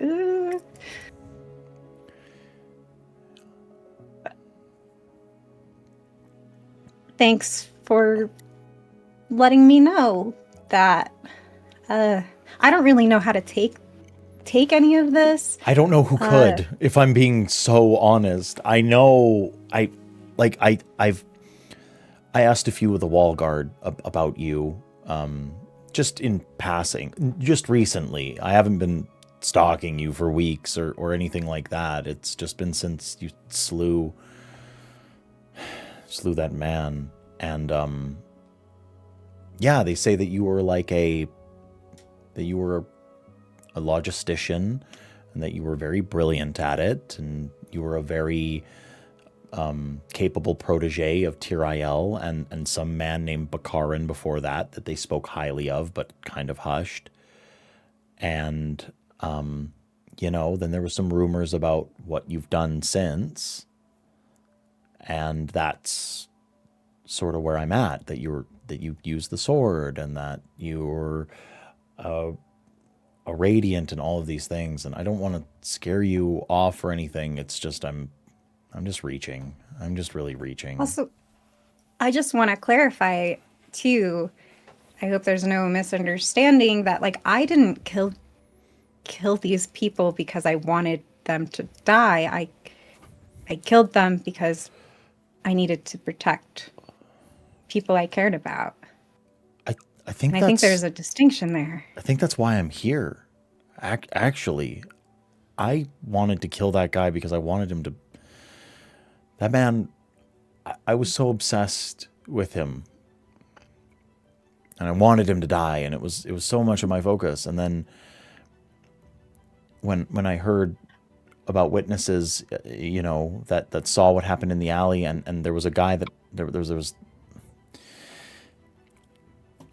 They say that you were just protecting people, and that it was, you know, like, I mean, the word hero has been thrown around a lot, and it's not just you. It's Berdalar, and I heard that you've been that you're friends with Nev the Knife, and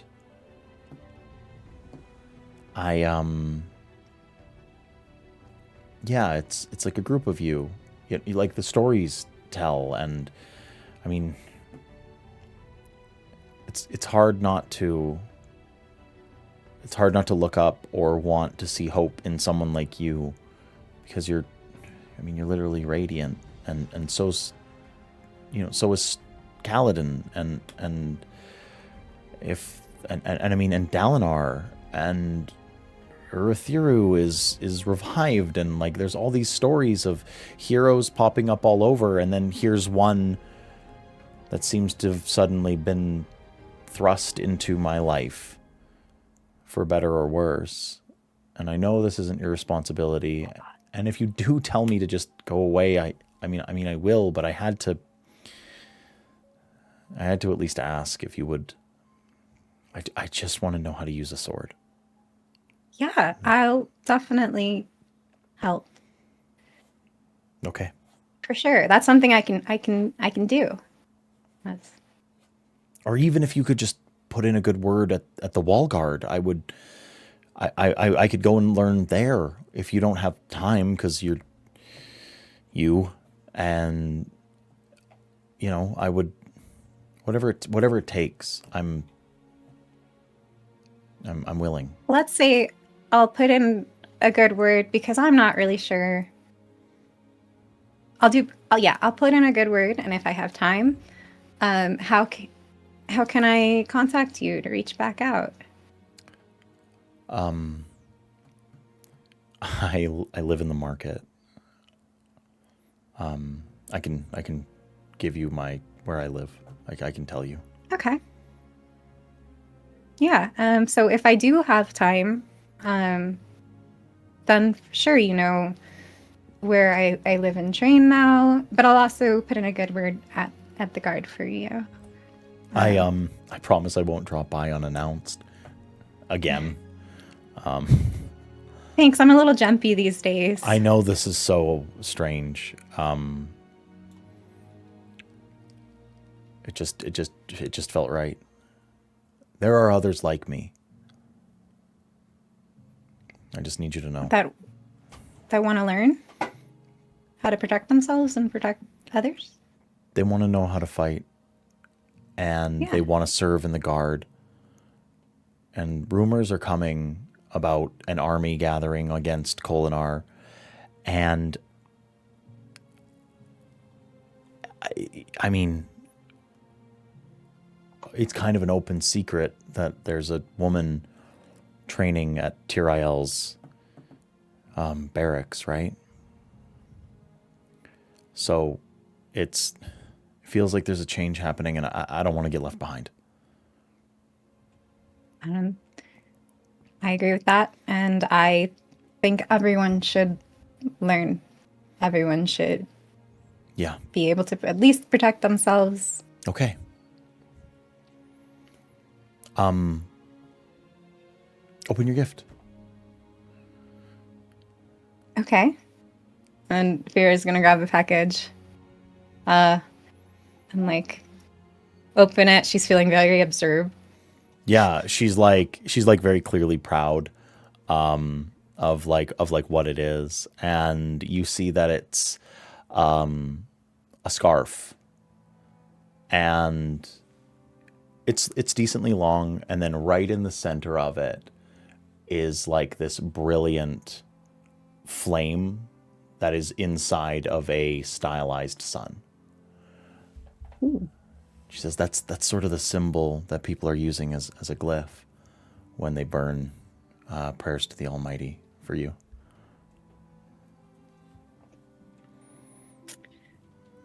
There's so many things going through Fira's head right now. She's gonna focus on looking grateful for this present. Even though she's feeling a little weird about it, she just doesn't want that to come off. So she's like putting on that mask of, oh, I love it. It's so pretty. Thank you so much. Yeah. My family does textiles. Oh, cool.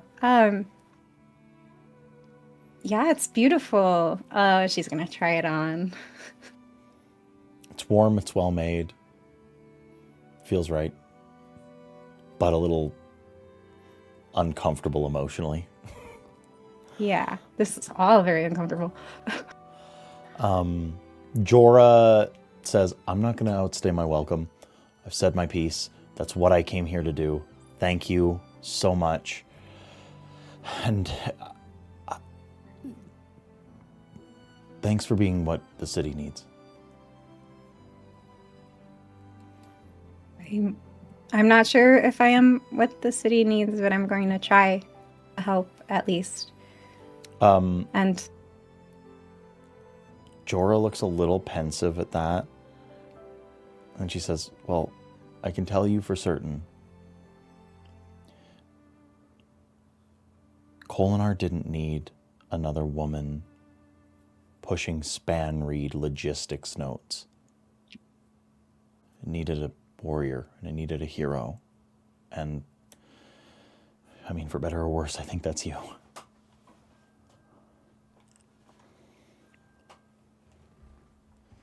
sure will nod. And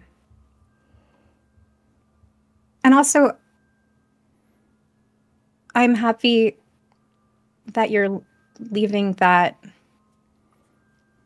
Revenge is not healthy to be your primary focus, your drive. You can't let. I learned recently that it brings you to a pretty dark place when you let your anger and your motivation for revenge take control and guide you. And I'm glad that that's not where you're going to be focusing anymore. I can't. I just can't. It was eating me. I felt helpless all the time. That's what it does. But here we are. I'm gonna go and prepare. I'm sure that I'm gonna need clothes and things if I'm gonna go to the barracks and learn. And I'll wait for you. If you do have time, I'll be around. Mm-hmm. Okay. Yeah, and if you're getting clothes, make sure you got something you can move in. I think I'm gonna get a uniform. Something that's utilitarian that I can fight in. Yeah. Yeah. Mm-hmm. Then Jorah stands up and she heads to the door and she says, "Thank you so much for everything." And she I'll be in touch. And she sort of drifts out of the house. Frame in behind your ear says, "I feel as if that was awkward. Do you feel strangely?" I that was very awkward, Frame. I did not know how to respond to any of that. What? The Dawn Flame? What? What? It sounds as if you have been given a title like some of the heralds. Like Jezrien, the Beautiful. Or Town, the Wall. I guess, it could be worse than Dawnflame. It's kind of cool sounding, but the reason behind it is a little complicated, Well, you're right. That's fine. Huh. Can you say that again? Oh, you're right. You are correct.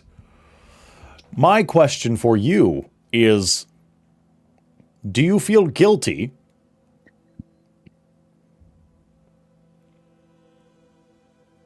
About what? Burning that man alive. No. Oh.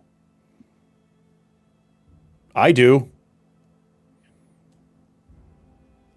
Why? Because that is a very horrifying way to die. We should venture to make these things quick. Boiling alive is well, I do not usually express extreme. feelings like this, but it made my, It made my brain not feel good. Mine too. It was extreme, and that's why I needed to learn what I just told her. I went too far. You have done that a few But times I needed to lately. know. Yeah. I needed to learn where my line is. I suppose that we do not quite have all of the time in the world to discover things slowly, but I feel as if torture and conflagrations are not the best way to test your limits. It's not going to happen again. Do you promise me that?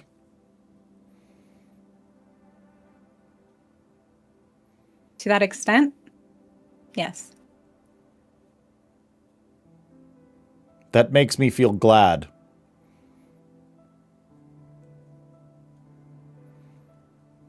She's going to look down at her hand. It aches. It's a wound that hasn't quite healed. Yep. And she's not wearing her safe hand glove. Yeah. Yeah. Well, I am proud of you. For the second time. This has just been a very surprising afternoon.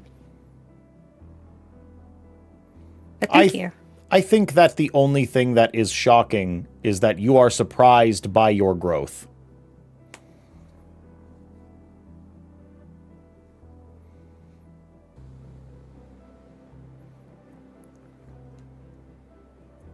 I think it's more... Always in the past, I've had a target that I knew I was working towards, that an expectation that I was trying to fulfill, a goal that I had to make someone else happy or fit a mold I wanted to be.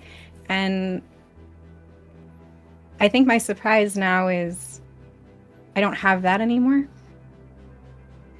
I just have myself.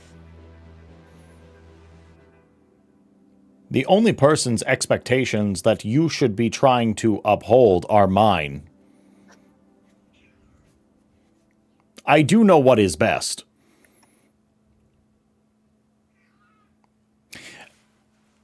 Sometimes. But you did say I was correct earlier. You said it like 3 times. Yes, because you have been listening to me.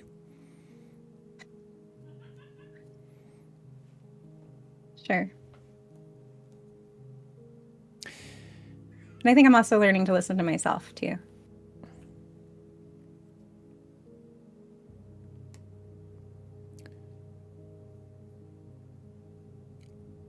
Frame drips down your body kind of like a blob of ink. And he usually becomes this gigantic form, sort of like his full extent of size. And he grows to be about eye level with you at this point. That is the very first time that I think you have said something of worth.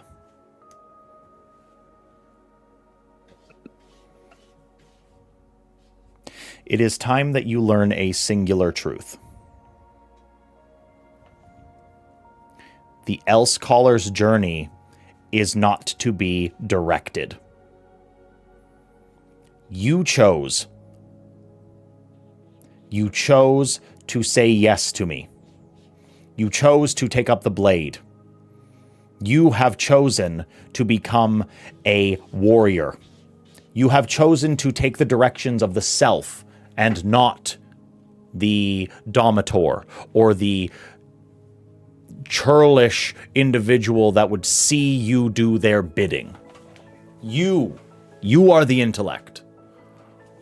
I did not come back to Roshar to serve under someone that was going to listen to every single word that I said and no other actions be taken.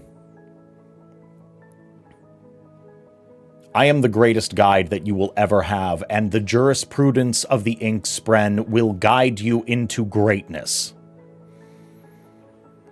If you do not choose to take that guidance and make it into something better, then you are just an automaton. This is your first step into greatness. Take this moment. Crystallize it. Don't follow your heart. Follow your head. Heart is for the Windrunners. Heart is for Truth Watchers. Heart is for Will Shapers. We are warriors of the mind.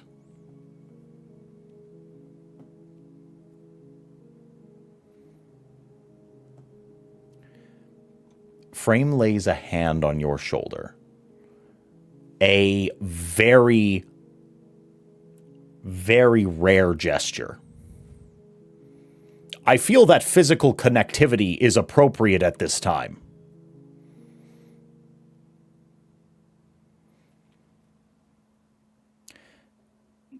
You should embrace this title.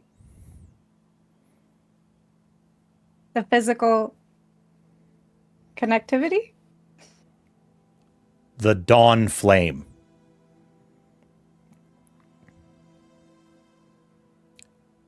Humanity loves symbols. The Sunmaker. The Heralds. Kaladin Stormblessed. The Blackthorn. You know these names, and they live a world away. And symbols have power. Inspiration turns mundanity into extraordinary. If you think for a solitary moment that you are not worthy of title and greatness and acclaim, then you will fail as an Elsecaller.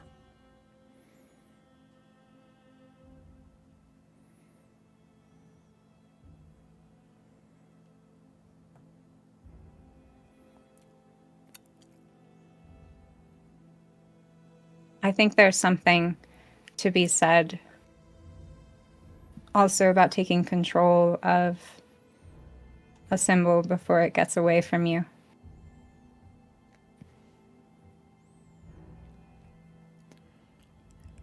So if I own it, I can control how it's perceived. Rather than whatever the people in the market are doing right now.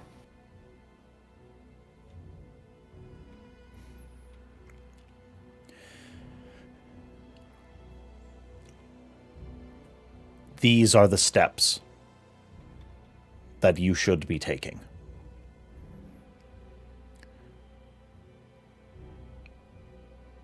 In the most direct way that I can say it, do you think that those that are in control now have the best interest of the people you care about in mind? No. Navali suffers. Alstrom is considered a heretic. You have been hunted. The royal palace consorts with people like Rave. Their degradation, depravity, and debauchery have led to this. So, and then he starts to shrink, and his voice shrinks with him. Why do you not think yourself worthy of that control?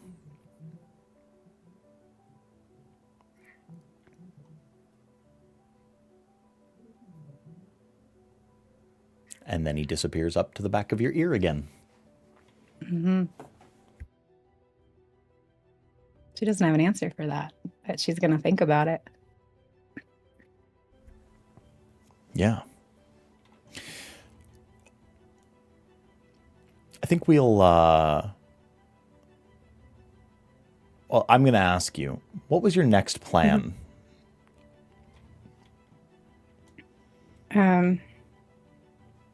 Yeah, before she got sidetracked. Totally. I think she had a couple of things that she was wanting to do. I'm not sure how much time left in this day there is, but she was wanting to check up on Tirael and Tira and see how they were doing, how things at the wall guard were doing. Especially Tira, after everything. She hasn't gotten a chance to really check in with her yet, and also wanted to talk to Tirael if there was anything she could do to help, especially after what happened with Rave. And she was also wanting to reach out to Berdalar. Yeah. And check up on him.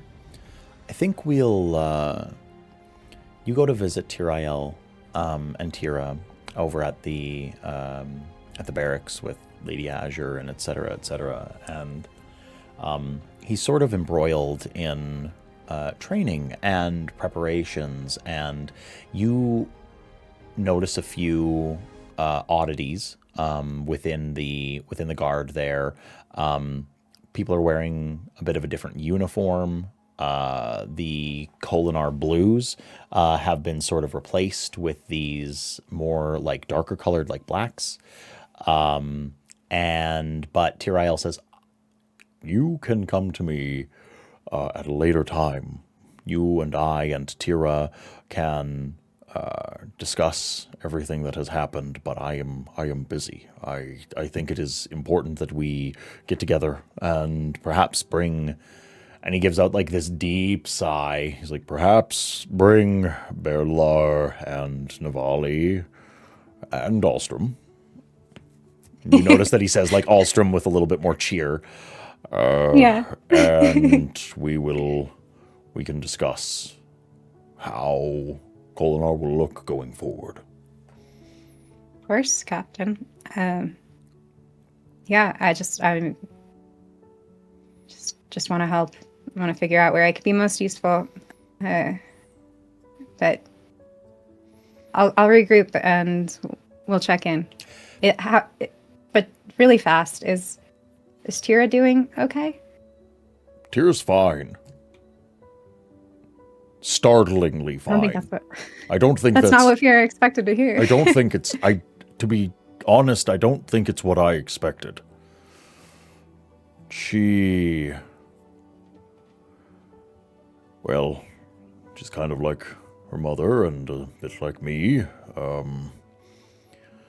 She runs pretty face first into danger, and she didn't get hurt too terribly, and she is feeling a little...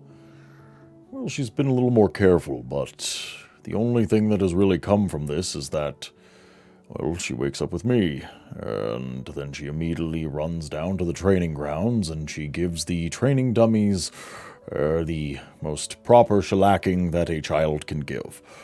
And so, well, in the grand scheme of things, she's doing very well. She does have a knack for a blade. I know. I have the welts to prove it. She has ambushed me a few times. I don't know what you're teaching her, but there's a few kata in there that I am not entirely... Well, I'm not familiar with them. Something you learned from Bakaran, perhaps. He was a savant with the blade. Yeah. Yes. Well, I'll let you be. Tafresh, dismissed. Thank you, sir. She's going to head off. Mm-hmm. To go find Berdalar, correct? Mm-hmm. All right. Berdalar, I suppose my question for you is, where would Fira find you about 5-6 days post the events with Rave? That's about where we're at in the timeline-wise. Probably at the spark flicker, if anywhere. That's where she would have gone first. And like downstairs in the basement. Mm-hmm. So yeah, that's her first stop is the spark flicker. That's where she just would assume he'd be. Yeah, Didn't Verdana. assume he'd be at home. Verdana sees Ferraniel come in through the door, and she just like immediately like shoves a chowder wrap and a strong drink in your hand, not knowing nor caring about whether or not you drink yet. But she shoves the food and the drink in your hand, and she says, "Hey, Ganja, I'm telling you right now, Berdalar's downstairs, and he's storming sad. He's a sad sack of creme, and I think it might be because, well, you know, all the things that have happened to him his whole life. So, you know, maybe a pretty girl with, you know, a nice thing to say and a strong drink might be able to cheer him up a little bit. Maybe go and say hi, be like, hello, he's your friend, Fira. Maybe be a little... I'm worried about him. I really am. I think he's... Well, I think he's doing poorly. He smells good, and that's not normal.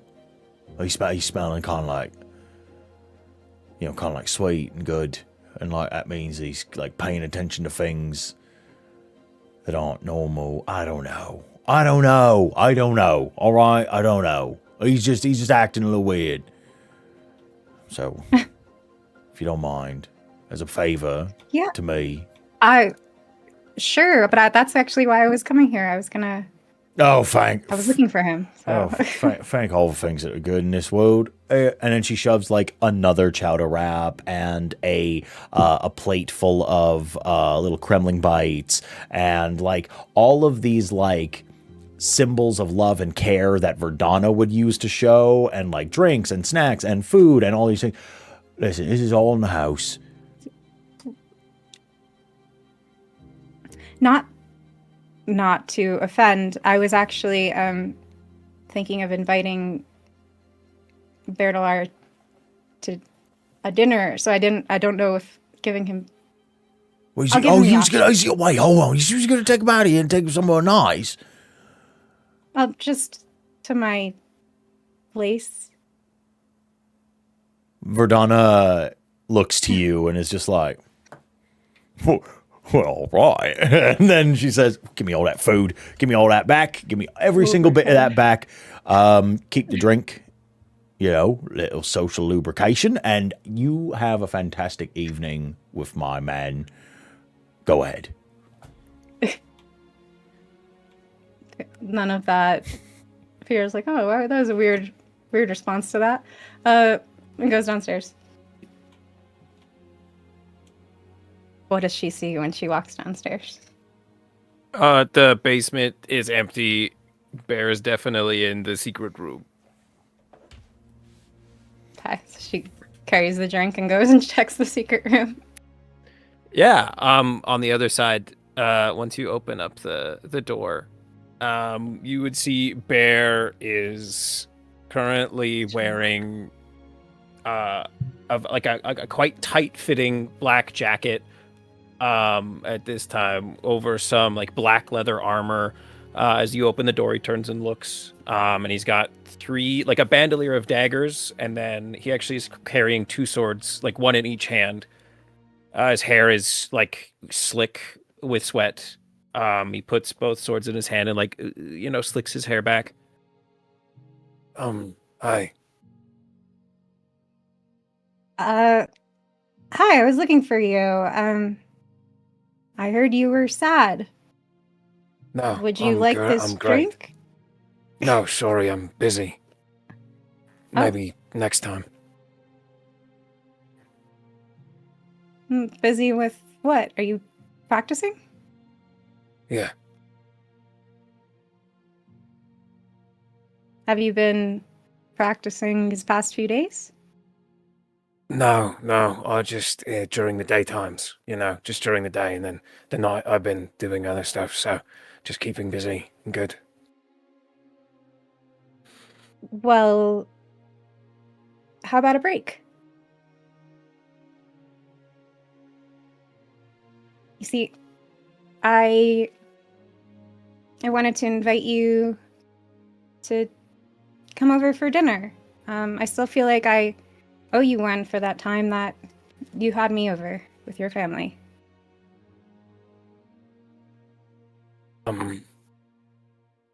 I mean, if we can be quick, I do have an appointment tonight that I have to get to, but yeah, for sure.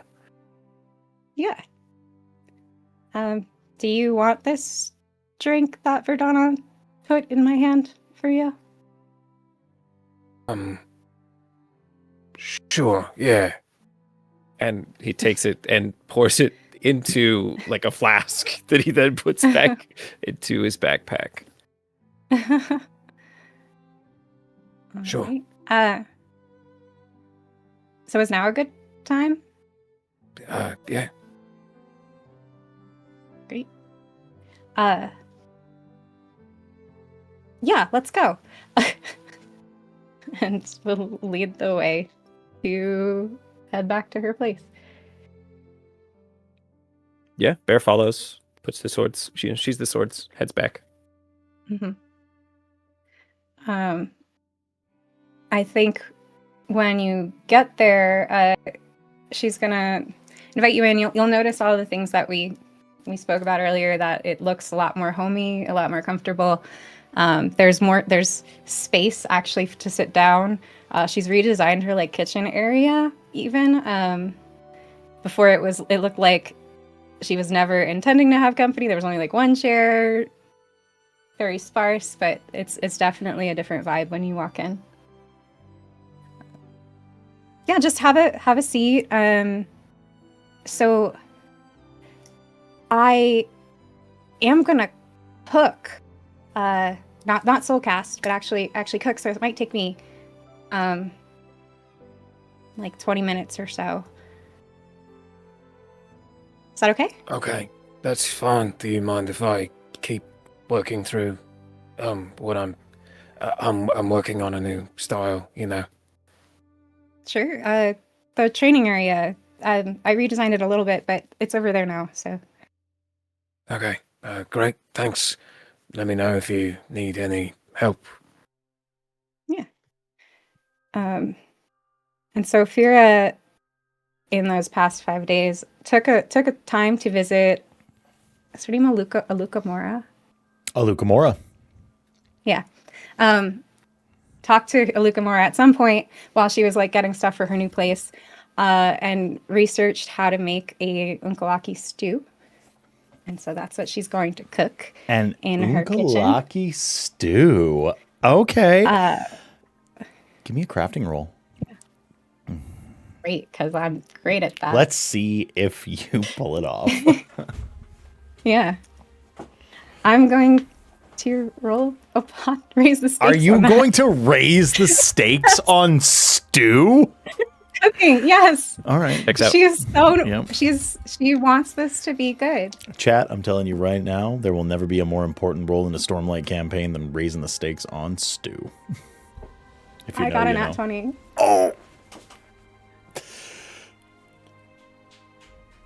Okay. Okay. And then nothing on the pot die. And then nothing on the plot die. Okay. Okay. That's fine. And Wow. one clarity with the stew. She doesn't know if Berdalar likes spicy food, so she purposely leaves like the spice on the side so it could be added.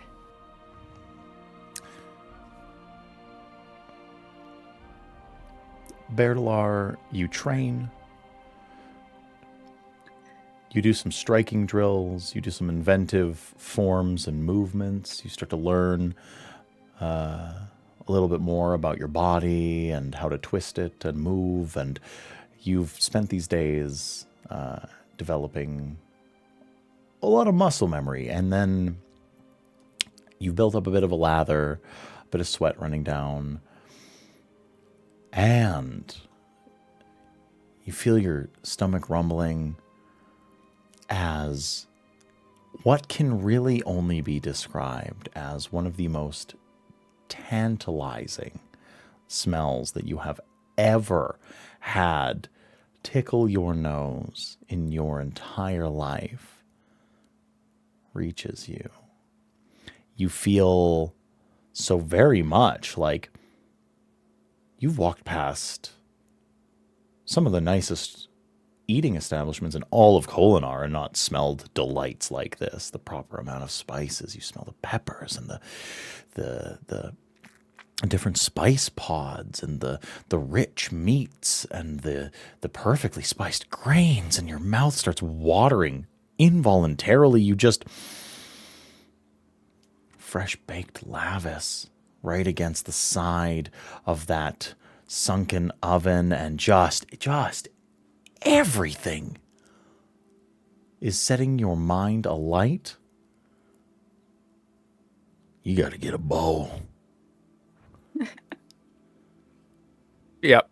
Berdalar peeks his head through. It smells great. Is it ready? Yeah, I think it's good. And she's gonna bring it to the table, and I put the spice on the side. I just don't know if you like spicy. Just wanted to be thoughtful. But yeah, it's ready, I think. Thanks. Bear sits, grabs a little cloth, pats his head, and his back a little bit, puts it away because he feels gross now. Great. Takes the spice, pours half of it into his portion, and mixes it in. You'll notice that Fira takes some of the spice and adds it in too. She's working on that tolerance. Oh, scandal. Safe hand glove off. Spice in the food. Nev? Is that you? I'm sorry. It's Nev's influence. You both take your first bites. And you can truly describe this as one of the most fantastic bites of food you've ever had in your life. Fira, there's a part of you that fully understands that there is a little bit of luck and fluke to this. You are not an extravagant chef, but the reality is that neither of you are looking for a gourmet experience. You're making unkalaki stew. This tastes like a home. This tastes like hearth. This tastes like family, like all of these spices mingling and the little lavis grains and the breads mixing with. It's a comfort that can really only be described in memory.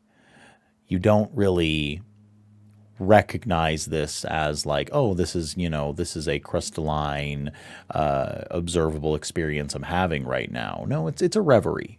It's really a reverie. These kinds of meals are rare and so far in between.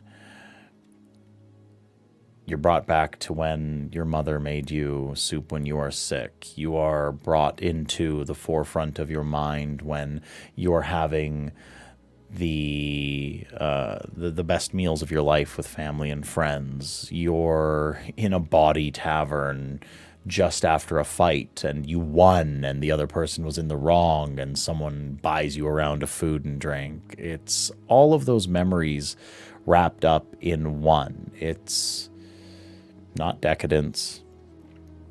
It's not finery. It is lovinable.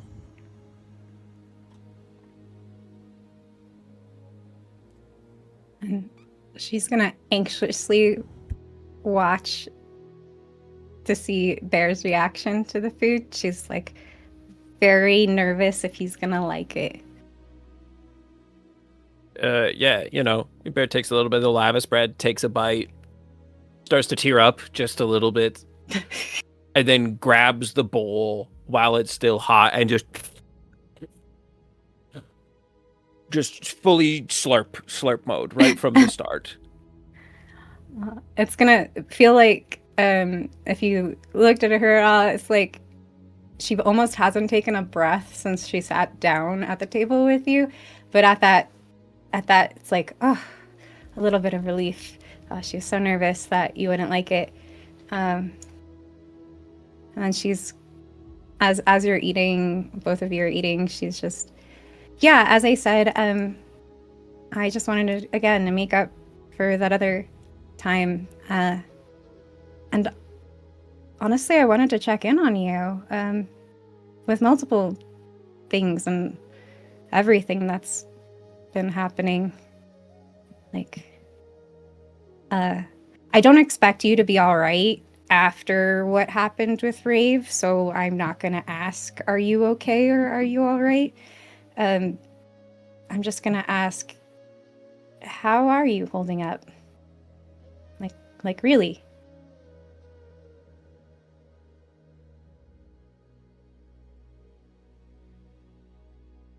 Right, yeah, I'm great. The stew is really good, so thanks. That was great. Thanks. You're all right?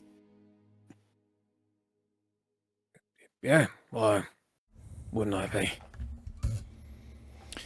I mean, Verdana said you were sad and you didn't look all right when we left the casino.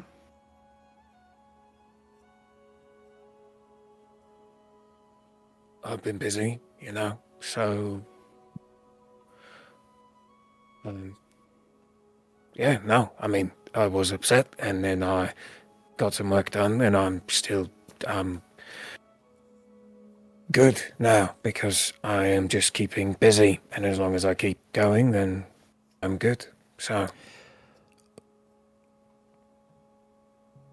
can I get any sense of like how much he's lying? Yeah, I was gonna say. So, I think this is, since it's between two player characters and like the stakes aren't insanely high. How much does Berdalar want to have it be obvious that he is not well? Well, I think he's more than anything, he's lying to himself. Okay, yeah, then you know much what? more than he's lying to Fira. Cool. Then I would like... Fira's recognizing that. Yeah, I'd like 2 rolls, I think, from Bear, and then it'll be 1 from Fira. But before we get to Fira's roll and Bear's second roll, I really do need a discipline roll from from Berdalar. That's a big one there. 17. A 17. Yeah. You are delusional. And that is a coping mechanism. And that is safety. That is hard to overcome. You feel, unfortunately, comfortable falling into old habits that keep your emotions safe when things have gotten incredibly hard in the past. And you believe that you are doing the right thing. And that belief is entirely entrenched in trauma and literal delusion. So that being said, I think that's a deception with advantage for Berdalar, and that's an insight from Feraniel. That advantage stemming directly from the fact that although it is a lie, you believe it. 21. Yeah. Deception. 21 deception. Yeah, okay. I want to argue. I think in seeing this, and especially hearing him say that, I've just stayed busy.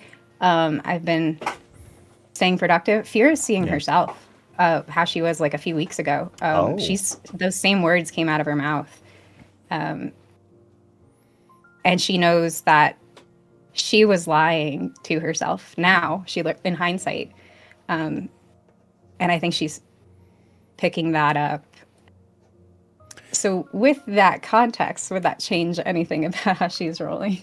I don't think that's going to change how you're rolling, but I will say that regardless of the outcome, I think regardless of the outcome of this roll, you're going to have a pretty decent understanding that you and Bear are, for better or worse, cut a little bit from the same cloth. And what the extent of that hardship is going to be like, because no one's okay after the person who killed their father turns out to be, a fused double agent, horrifying monster that gets away. Like, no one's okay after that, but the extent to which his hardship is affecting him, that's what this role is.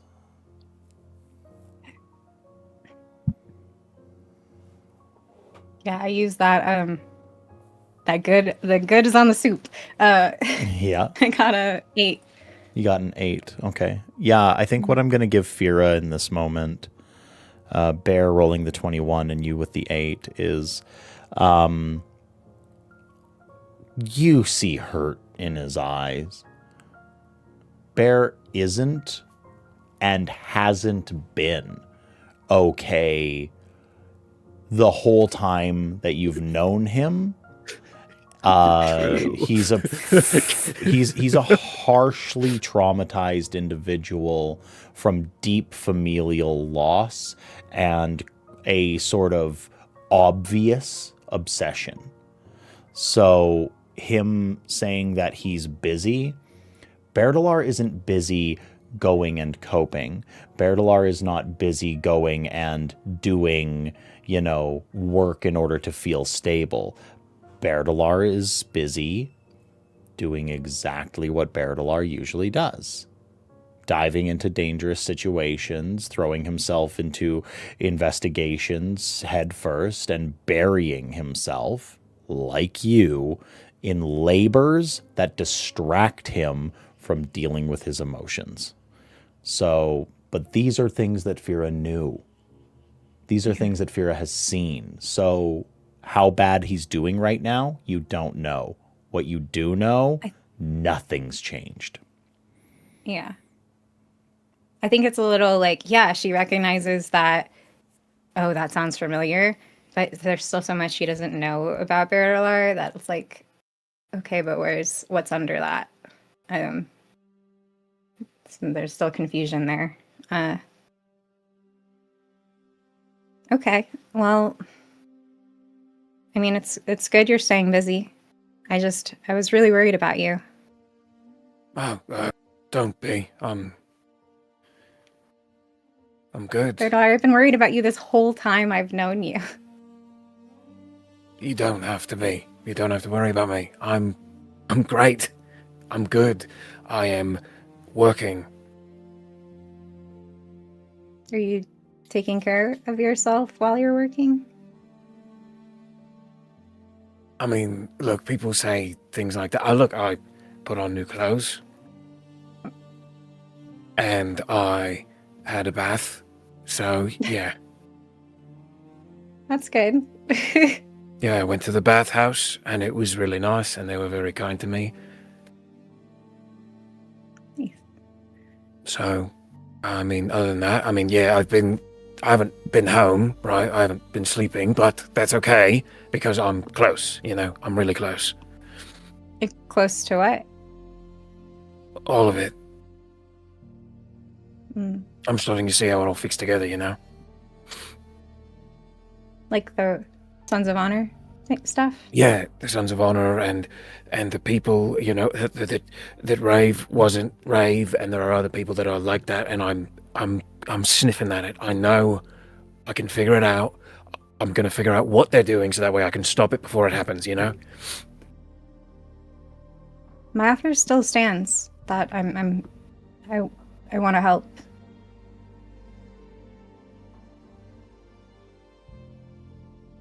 Do what? You figure it out.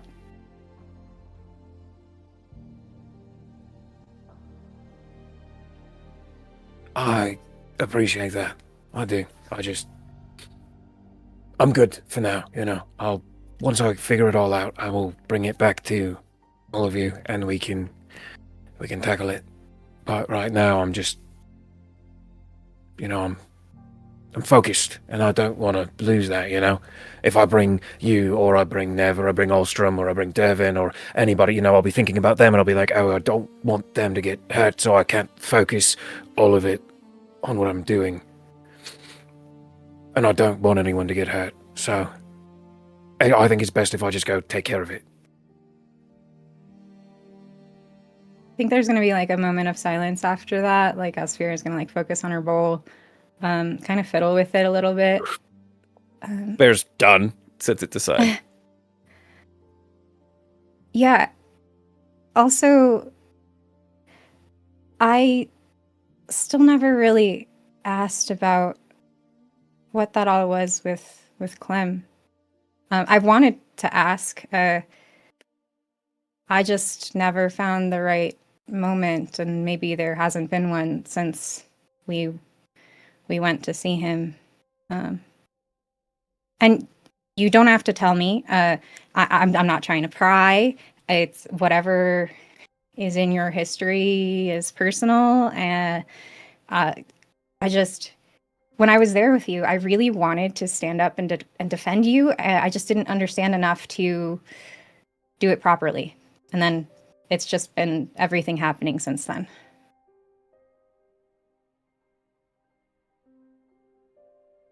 What exactly do you want to know about it? Well, I didn't understand what that whole interaction was. What your history with him is, he seemed heartbroken, and there was like strange spren around him that I didn't recognize. There was like sorrow, but something else was there too. And I just didn't know what it all meant, and I didn't want to overstep. But I also didn't like the way he was talking to you.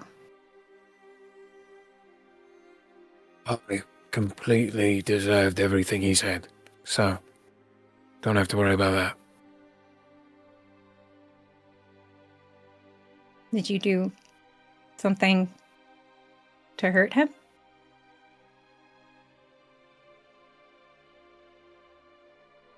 Not to hurt him, but yeah, I did, so. Something that ended up hurting him. That's kind of what I do, Fira. You haven't figured that out yet, so. I know you joke when something hurts, so.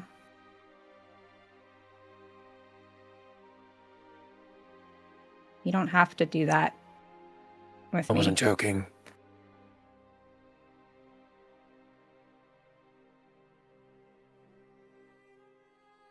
That's it? That's what that interaction was? He was my best friend. We disagreed on a lot of things. I got my head so far up a chasm fiend's, that I couldn't see what was right in front of me. So I missed a lot, and I'm still missing a lot, and I've been missing a lot ever since, and I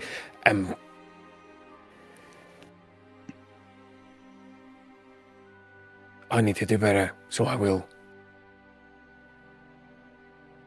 Better with not missing things? Yes. There is an entire underground collective of whatever that I didn't see, that I didn't know about. I pride myself on knowing things, about knowing everything. That's what I do. That's who I am. And if I don't know things, then what am I?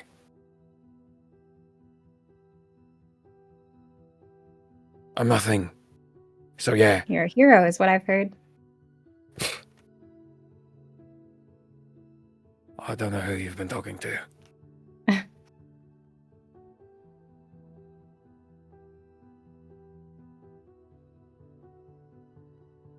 I pride myself on knowing things too.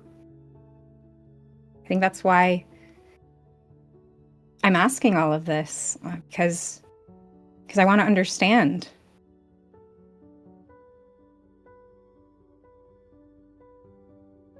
Not just what you brought me along with you that day, and I was just very confused. And at that what was I a mistake. looking at. I shouldn't have done that. No, I should not have no, brought that you. was the. That's not the message I want you to get from this. I think that bringing me along was the good thing to do. I just wish I understood more. Not just that, not just Sons of Honor or the Ghost Bloods or whatever we saw in the casino. I think I want to understand you better.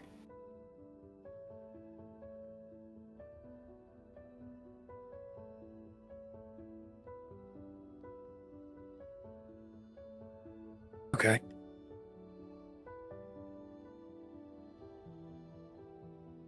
Ask me anything. I will give you the best answer I can. Okay? Well, I don't think Fira was expecting that response, so she's caught off guard at that. She's like, well then what? Why was that so intense with Quim?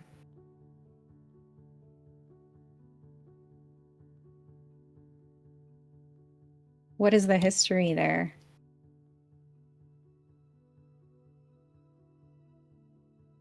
He was my best friend, Yes, you've said that. and I made his life hard because we worked together. We started doing what I do together, and I just pushed him into dangerous situation after dangerous situation, and I started seeing him as my employee more than I saw him as my friend.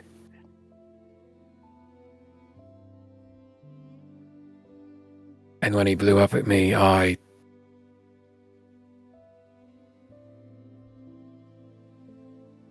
waved it away. I went, oh, can we get over it? We fight, it's whatever. And I pushed him away, and I pushed him into whatever he's involved in now, which is terrifying, and he's still important to me. And I want him to know that, but I don't know how to get him to see that, and now it's been too long, you know? Yeah. So yeah, that's why. Is that why you keep trying to push us away too? I feel like you've been keeping us all at like an arm's length. And I've been understanding you in pieces and emergencies and all these fights and then your jokes. And I just want to understand you more than in pieces.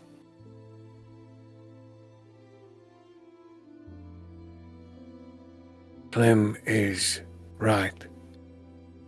I am selfish and obsessed and dangerous to be around.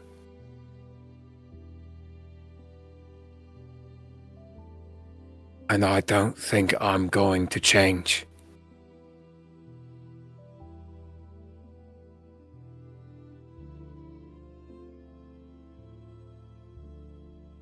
I've already seen you change for the better.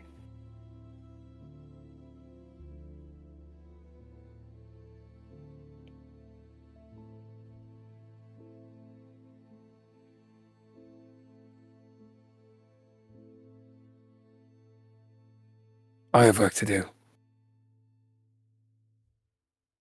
Yeah, I guess.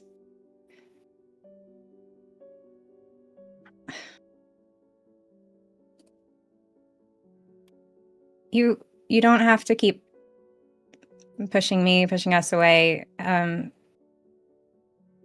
I know I've said this before, but you can come over here anytime.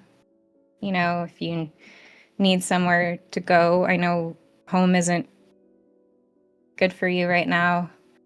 You can use the excuse you're checking on my new lock if you must. I know I'm not the best company, but I can try. If you need quiet, I can do quiet. If you need to not be alone, I can do that too. Just I care about you.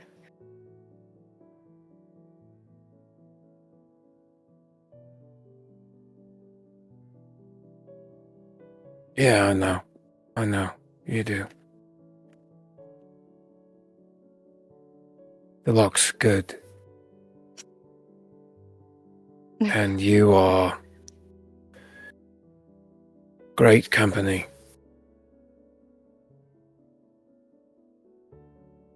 I would enjoy your company again soon, probably, but I do have to. Yeah, your appointment, you said, yeah. I have to do this. So, Are you putting yourself in danger with this tonight? More danger than we are all already in? Because you've had a habit of doing that in this short time I've known you so far.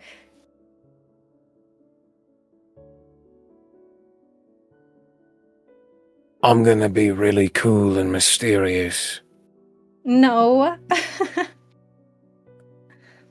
And Bear's actually going to get up and move the bowl to the side.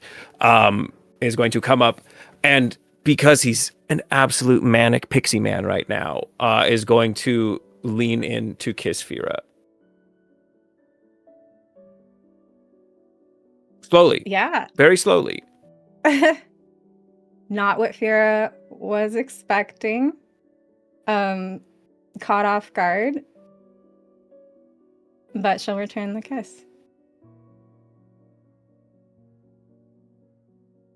Yeah, it's gonna be super dangerous. Okay, bye.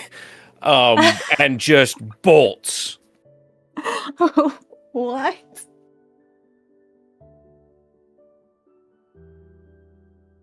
that is probably the surefire way to make sure that Fira does not follow. Like just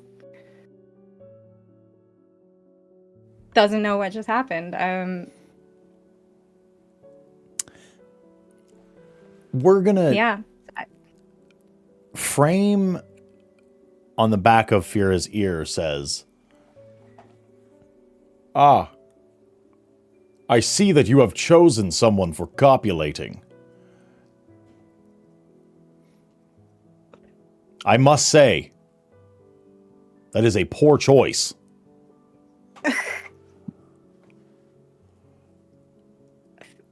Fira is so caught off guard that she can't even argue that Frame said he liked Bertolar like a few days ago.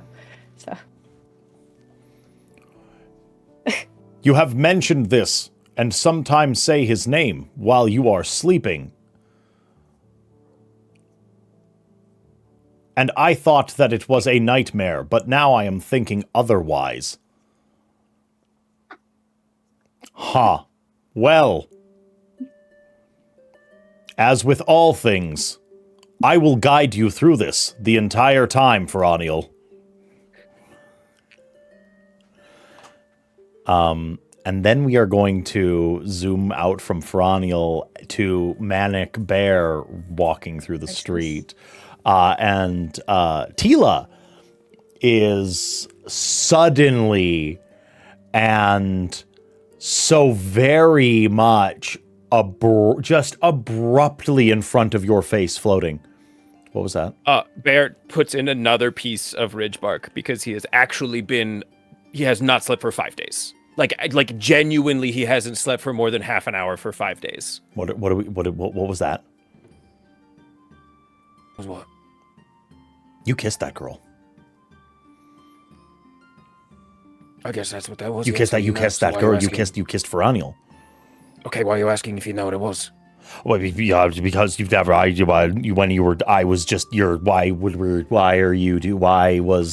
I wasn't expecting that.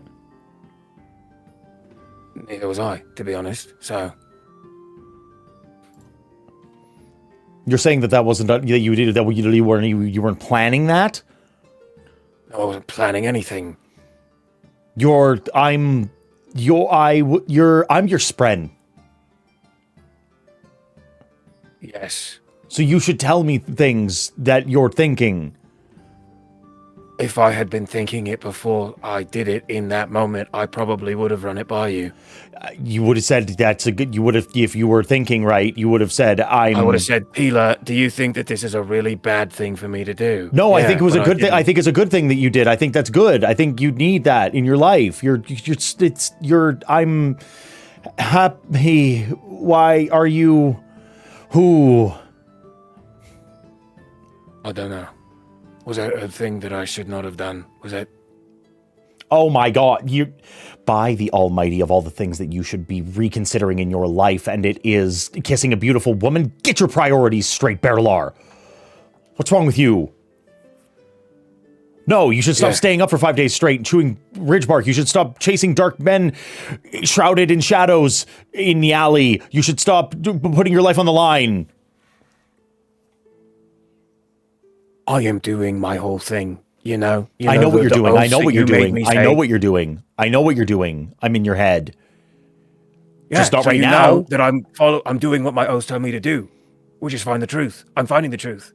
This isn't the truth. What do you think I'm looking for? I'm just looking for nothing?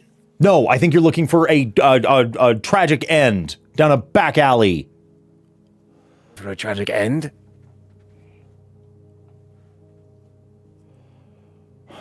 No, I'm not. I'm trying yes, to you are. do... I'm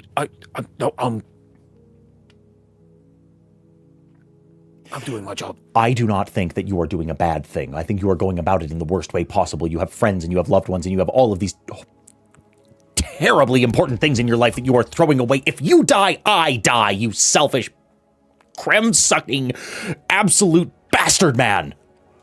I am not going to die. I'm not going to die. Do you know why? Because I have superpowers. That's what my last bonded was so much better than you. He was so much more powerful, and here you are. Here you absolutely are saying that you're not going to die. He didn't die either. He just broke his oaths, and then I almost fractured into 1,000 pieces spread across the Cosmere. You are being a selfish brat right now. You are being such a man. You're being such a man right now. Gods, but that was the right choice to kiss that girl. I'm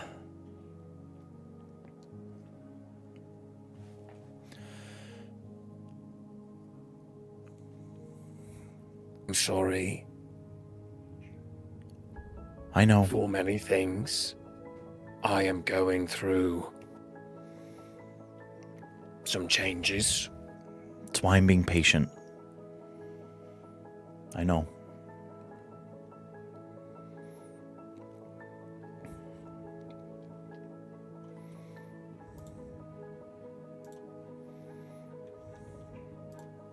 I'm just not.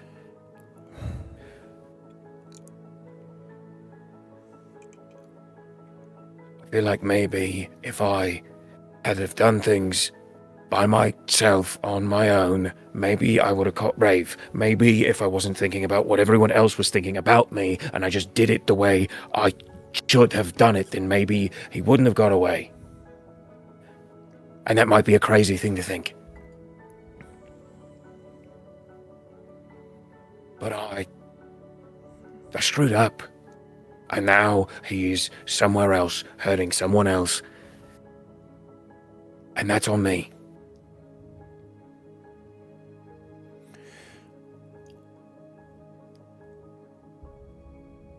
Not a single thing about the patterns that you have developed in the way that you hunt people has ever had a consequence on the grand scheme of your life yet.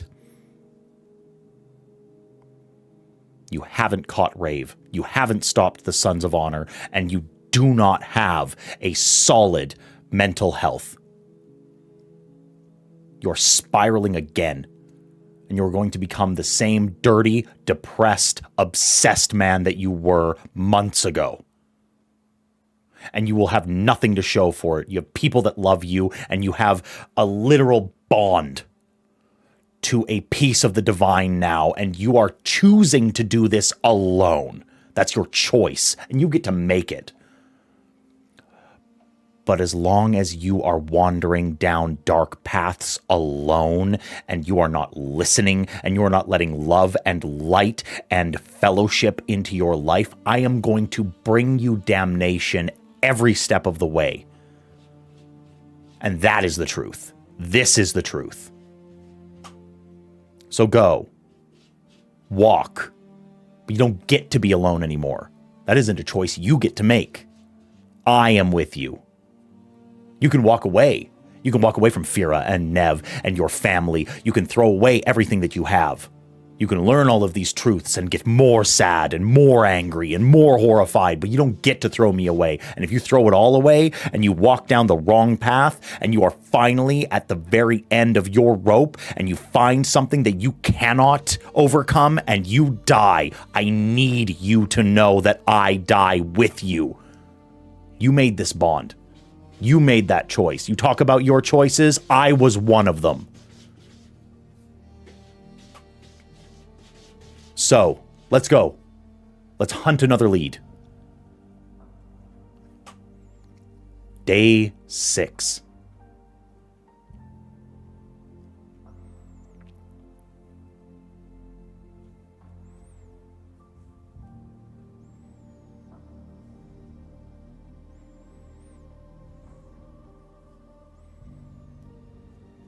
The man we're going to meet with might have the location of Quintus Venth, or at least where he was. Yeah. So I don't know if it's a good lead or not, but... No, it's probably a good lead. All right. I think... Thank you. Yeah. For being with me.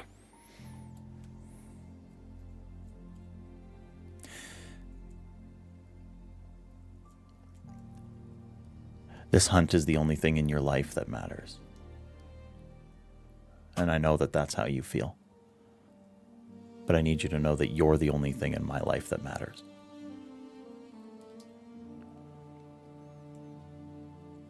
So I'm going to walk with you in the dark. And I hope if we find what you're looking for, that it actually helps.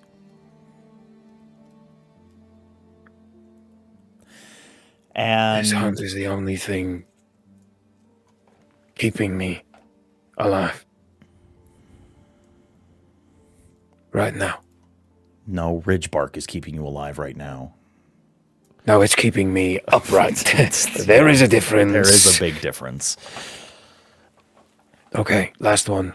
And then I promise I will go to sleep. Yeah, it's... I think a lot of the reason why I'm even giving you this is that it is a quick moving situation. And if we don't act, I mean, it's just... Why couldn't we ask Nev? Nev would help. Nev is good at this. Nev's busy. Nev is... Presumption of the workload of other people is an absolutely toxic, horrifying trait. Your friends give things unto you at their whim, not yours. You don't get to choose if she's too busy. You don't get to make that choice. You can Okay, you're right. You don't want her help. Just say it. Just say it. You want to do this alone and you want to hurt and you want to wallow. You say that, you say those words, we go off and we hunt this man. Right now.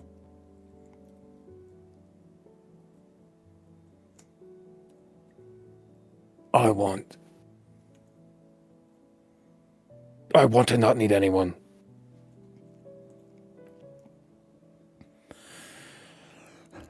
Is that close enough? Yeah, I want to not need anyone's help, okay? Yeah, that's close enough. Can I get an... I think it's an investigation, or is it deduction? Deduction. Yeah, I think that's a deduction from Berdalar. Oh, 24.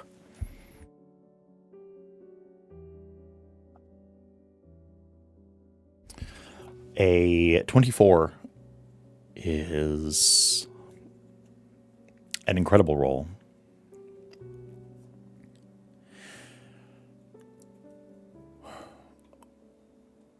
Every part of Berdalar is aching. You hunt down leads, you walk into parlors, smoky dens of iniquity. You follow these leads, you shake people down. In bygone nights, these would have been defining moments in Berdalar's journey. These would have been the things that shaped him. Hurting people, squeezing a hand a little bit too tightly to impress a threat, putting on disguises. And it's tonight, so sleep deprived, making rash acts that all of it feels routine. It feels hollow. It's progress. But the thrill of the truth, the thrill of hunting down people that hurt others is not there. This feels performative to the self. It is nothing but a meal to feed your own fractured ego. And by the end of it, you catch that final strand.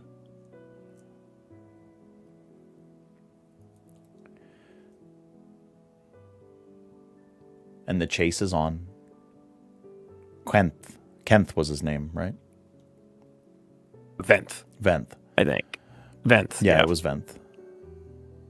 Venth, his scene walking down a dark alley at night, and you're stalking him, and you feel like you're so very close, but you're so tired. Your brain and your body can't keep up. And it's a sharp and painful recognition that wearing yourself this way has consequences. You lose the trail. It isn't something that is an immediacy. It isn't and then he walks into a crowd and his skills get him away from you. For the first time in many months, Berdalar loses a tail.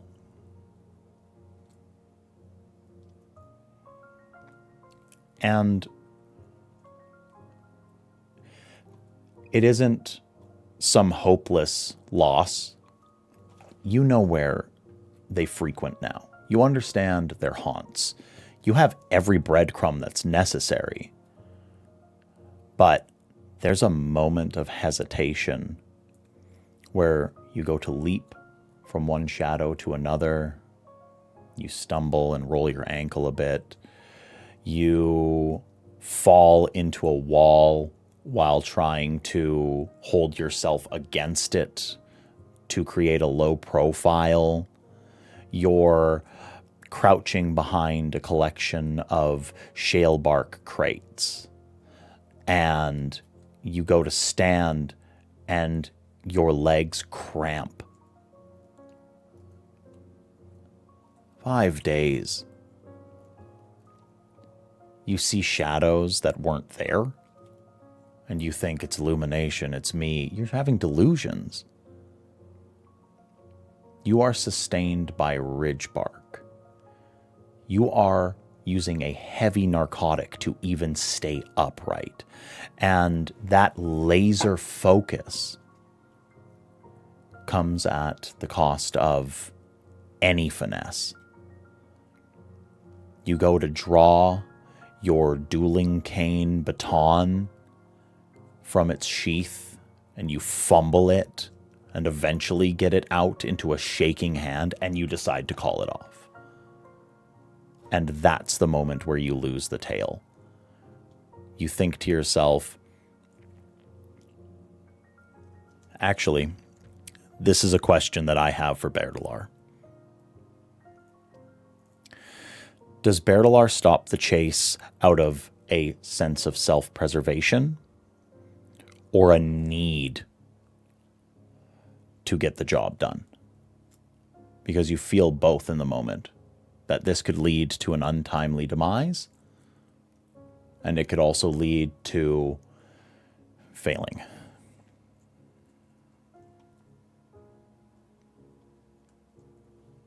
It's a little bit of both. He knows that if he dies tonight, that his job's not done. And there's a lot more to do after this. Yeah. And that's kind of what does it, is like, yeah, if I die tonight, then, you know, all of these things that I know that no one else does go to waste. Yeah.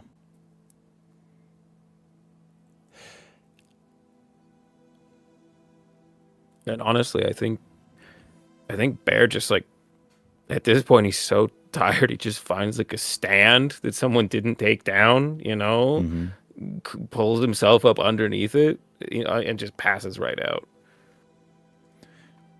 You find the friendly textile salesman, that same one that gave you that edge way back in the first episode. And you thank whatever higher power that will listen, that underneath his stall, behind a small panel, is a cot. It's nothing fancy. And to try to set up bed or anything like that, you reach into that pouch to just give yourself one last little boost in order to get tucked in, and you go and you reach, and you realize that ridge bark's been empty for some time, and you've been reaching into a completely different pouch, and you've been chewing on clay.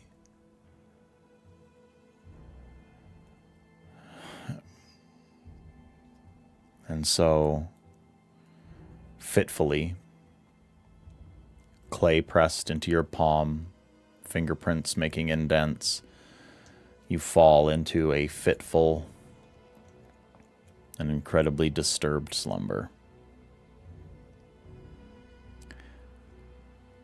And that, my friends, is going to be where we leave our episode for this evening.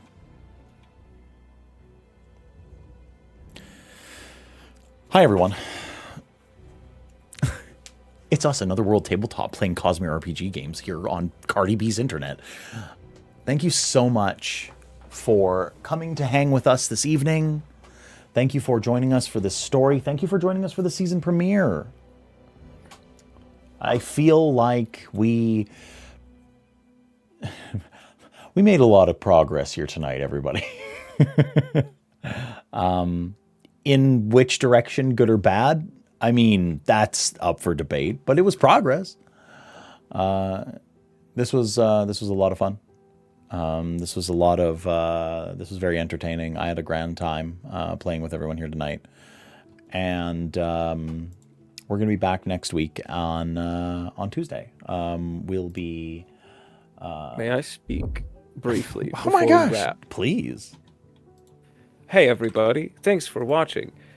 If you are struggling with anything, mental health, substance abuse, any of those things that make the brain go ba ba ba, talk to your friends, get help. Don't push the people you love away. They do care about you. Bertolar is the world's worst example, and mental health is important to me, and I know it's important to everybody else. Take it seriously. Love yourselves. Let other people love you. Don't be like Bertolar. Except for like when he's kind of cool, you can do that part. If you want to learn super cool like combat moves, and like you want to be a detective and you want to do all of these wonderful things with your life, do all of those, but then also love your friends and let them love you. And seek help. Don't use drugs.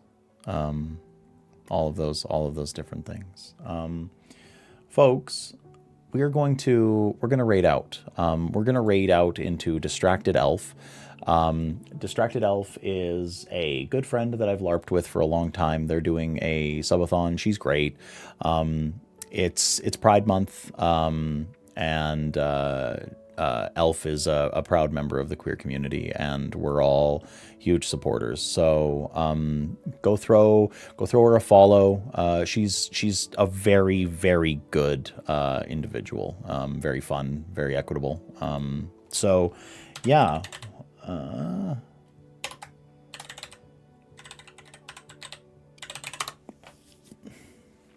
There it is. Yeah. So we'll see you next Tuesday. Thank you so much. This was a heavy episode. Go tell your friends that you love them. If you take one thing away from tonight. See you on the flip-flop. Good night. Good night.